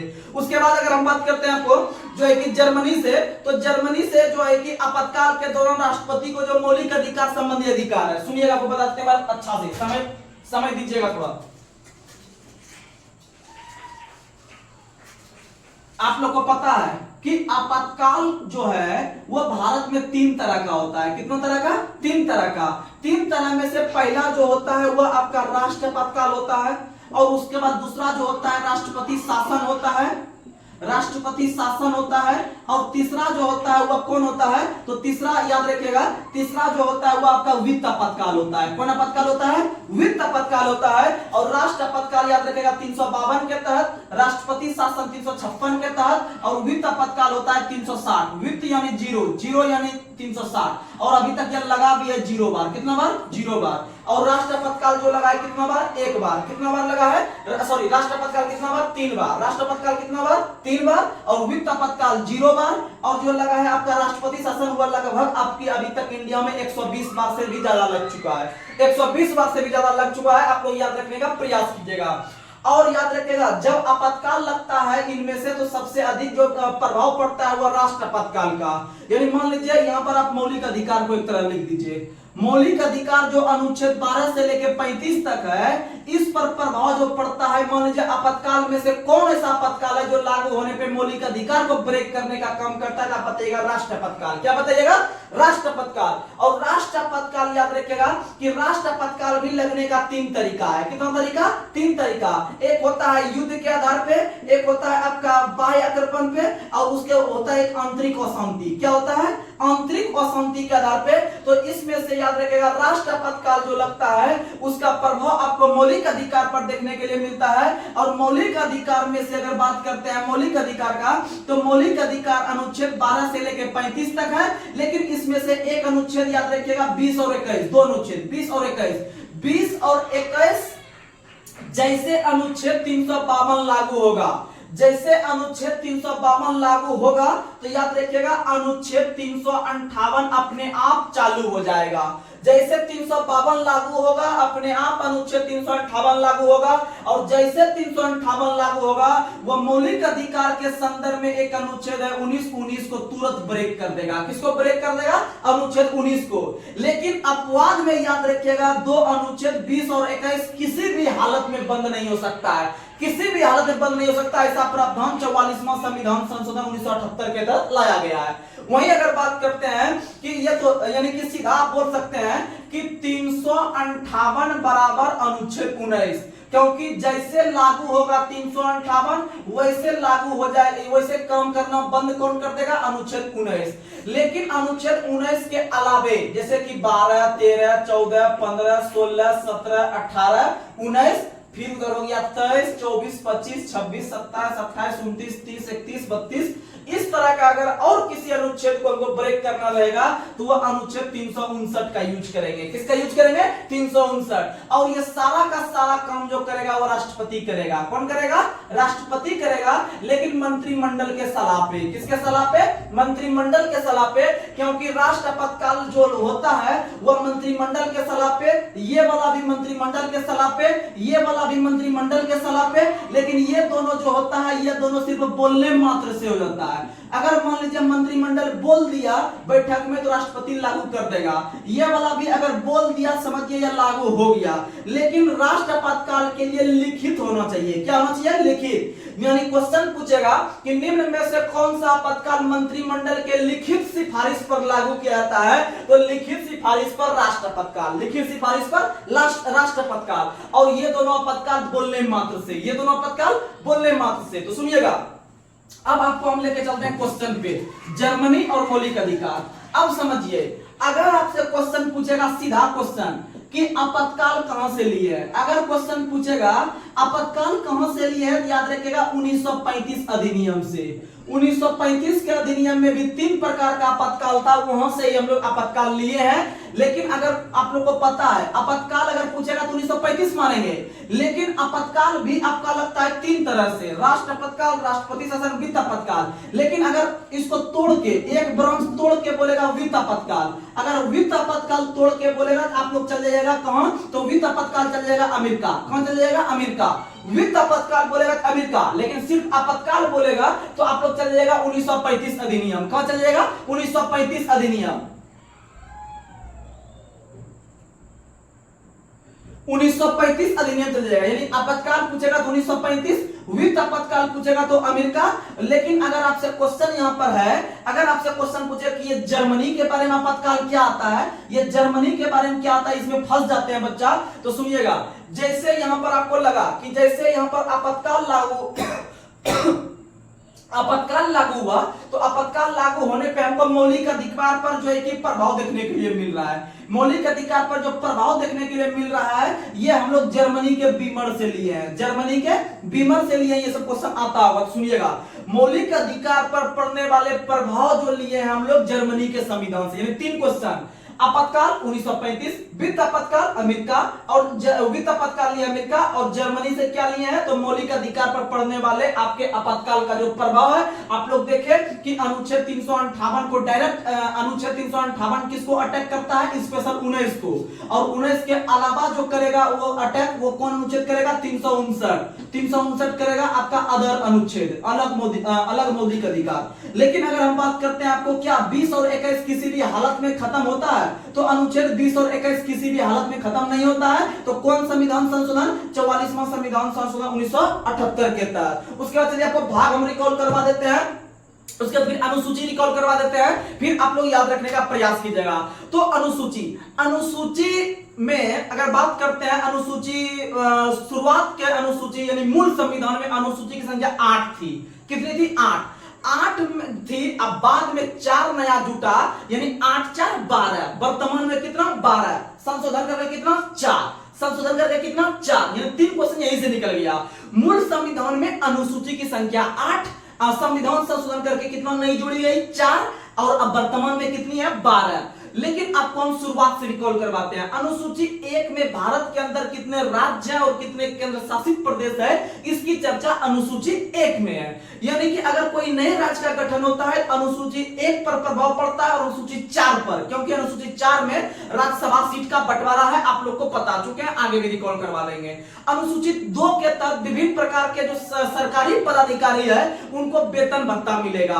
और अनुसूची 3 के तहत शपथ, अनुसूची 3 के तहत शपथ, और क्या व्यक्ति को शपथ नहीं मिलेगा, 3 व्यक्ति को, 3 व्यक्ति अनुसूची के 3 का फॉलो नहीं करके वो अनुच्छेद का फॉलो करते हैं, तो अनुच्छेद में राष्ट्रपति नहीं करते हैं, अनुच्छेद के तहत राष्ट्रपति करते हैं, उसके बाद उपराष्ट्रपति करते हैं और राज्यपाल करते हैं। तो कौन कौन अनुच्छेद के तहत शपथ लेते हैं, तो राष्ट्रपति 60 के तहत, उपराष्ट्रपति 69 के तहत और राज्यपाल 159 के तहत, 159 के तहत। वहीं अनुसूची 4 आपका राज्यसभा सीट का बंटवारा है, क्योंकि कोई भी नया राज्य बनता है तो राज्यसभा सीट देते हैं। और अनुसूची 1 में आपका जैसे भी 28 राज्य है, 28 से जब नया राज्य बनेगा 29, तो वो आपका हो जाएगा अनुसूची 1 में परिवर्तन और 4 में परिवर्तन। यानी कोई नया राज्य का गठन होने पे अनुसूची 1 और अनुसूची 4 में परिवर्तन होता है। अनुसूची 5, अनुसूची 5 में भारत के अंदर में आपका SC ST जो राज्य है वहां पर आपका शासन प्रशासन होगा, यानी कि अनुसूची 5 में SC ST है।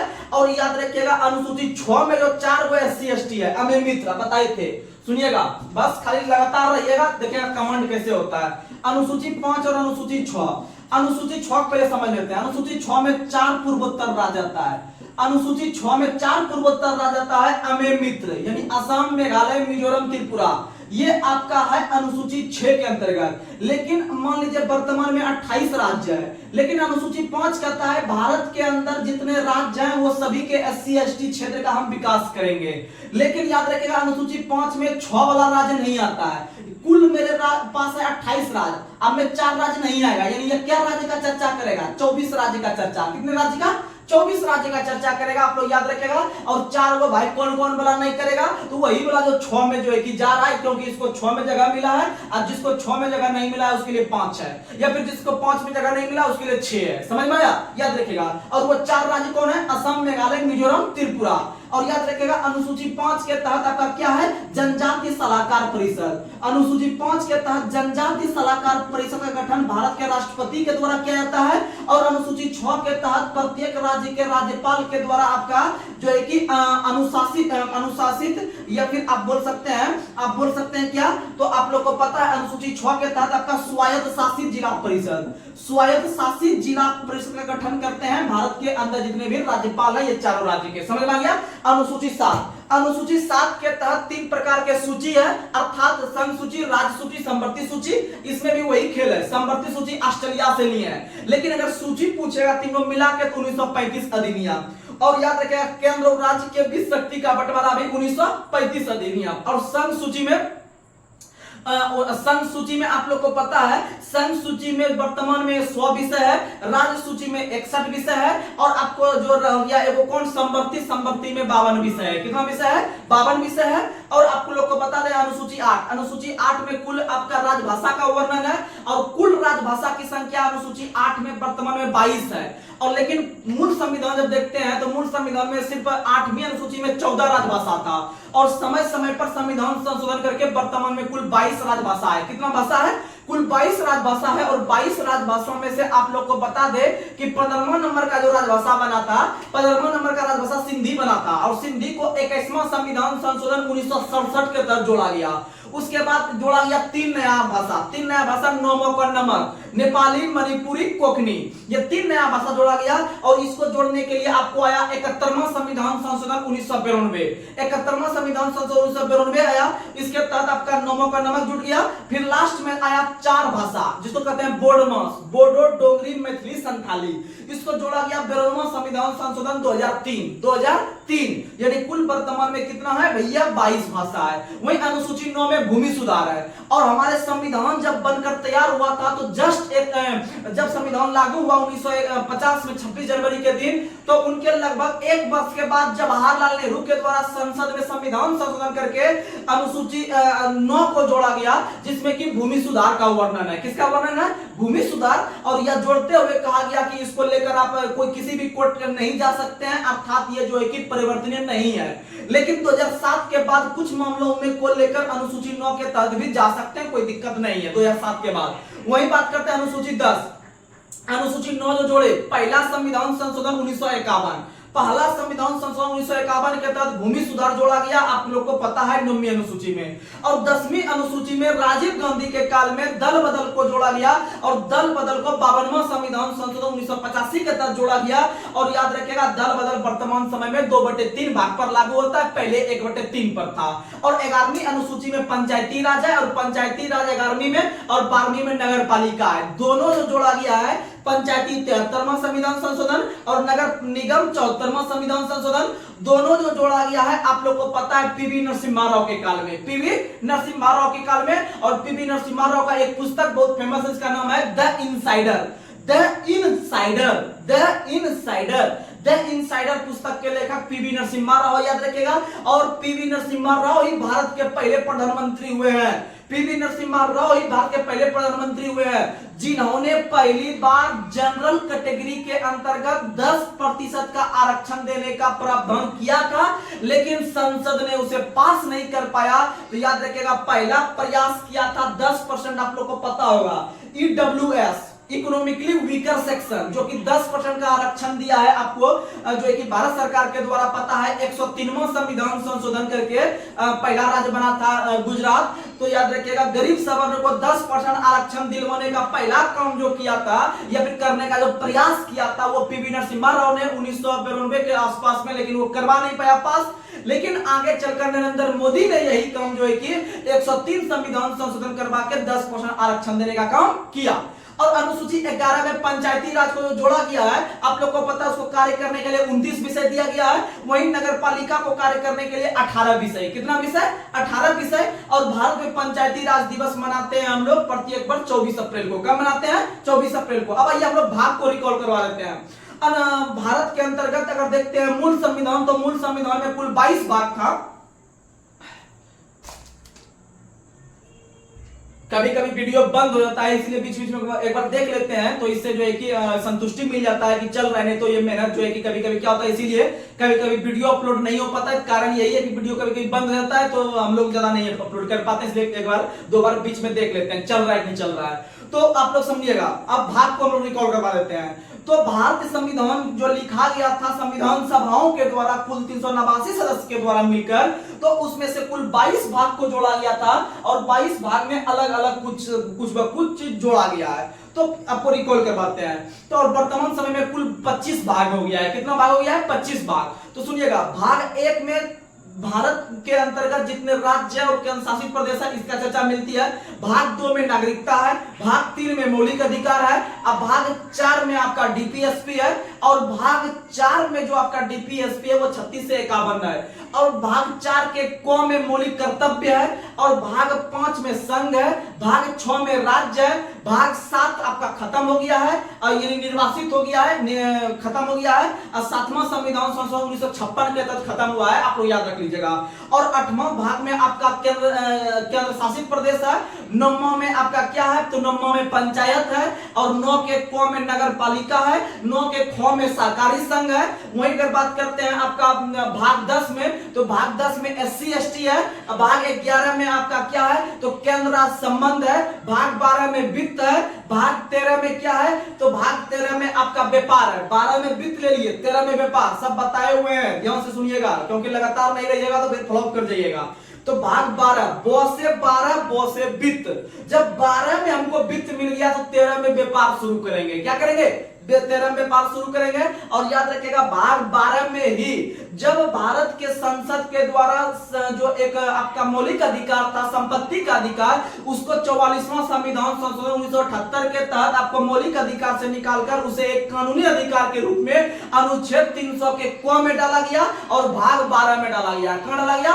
भाग 12 में डाला गया, आप लोग याद रखिएगा। वही अगर हम बात करते हैं आपको जो है कि भाग 14 का, तो भाग 14 में आपके अधिकरण है, भाग 15 में आपका क्या है, तो भाग 15 में निर्वाचन है, और फिर भाग 16 में क्या है, कुछ वर्गों के हितों के संरक्षण है, और फिर भाग 17 में क्या है, राजभाषा है, भाग 18 में आपका क्या है, तो भाग 18 में आपका क्या है, तो भाग 18 में याद रखिएगा कि भाग 18 जो है वह आपका क्या है, तो भाग 18 में आपातकाल है, और भाग 19 में क्या है, तो भाग 19 के अंतर्गत आपको क्या है, प्रकीर्ण है, भाग 20 में संविधान संशोधन है, और भाग 21 में क्या है, तो भाग 21 में अस्थायी संक्रमणकालीन है, और भाग 22 में आपका संविधान का हिंदी में रूपांतरण या फिर ये सब चीज का चर्चा मिलता है जो राष्ट्रपति के नाम से होते हैं। तो आज का क्लास आप लोगों को कैसा लगा? आप लोग हर एक व्यक्ति अधिक से अधिक कमेंट करने का प्रयास कीजिए, और आपको कल से अच्छा से रेगुलर जो है कि आप लोग टेलीग्राम चैनल पर जो भी अभी तक नहीं जुड़े हुए हैं तो टेलीग्राम चैनल का लिंक डिस्क्रिप्शन में है, आप लोग वहां से ज्वाइन कीजिए और एक बार सिलेबस पढ़ के हमारा वीडियो देखिए, देखिएगा कितना फायदा होगा। बस यही है कि आप किसी को छोटा चैनल या फिर छोटा चीज नहीं समझ सकते हैं। अगर आपको वो एग्जाम में सफलता दिला रहा है कम मेहनत में जो है कि, तो वो उससे बड़ी कोई चीज नहीं है। बस आप भी स्टूडेंट है, हम भी स्टूडेंट हैं, लेकिन यही है कि अभी हम रेलवे के अंतर्गत जो है कि पदस्थ है, तो इसमें थोड़ा सा आपको इफेक्ट पड़ेगा और आप पॉजिटिव होकर चलिए और एक से एक एग्जाम निकाल के बैठे हुए हैं। आपको एक्सपीरियंस लीजिए मेरे से, आपको बहुत सफलता मिलेगा। तो चलिए आज के सेशन को यहीं पर समाप्त करें, तब तक के लिए जय हिंद जय भारत।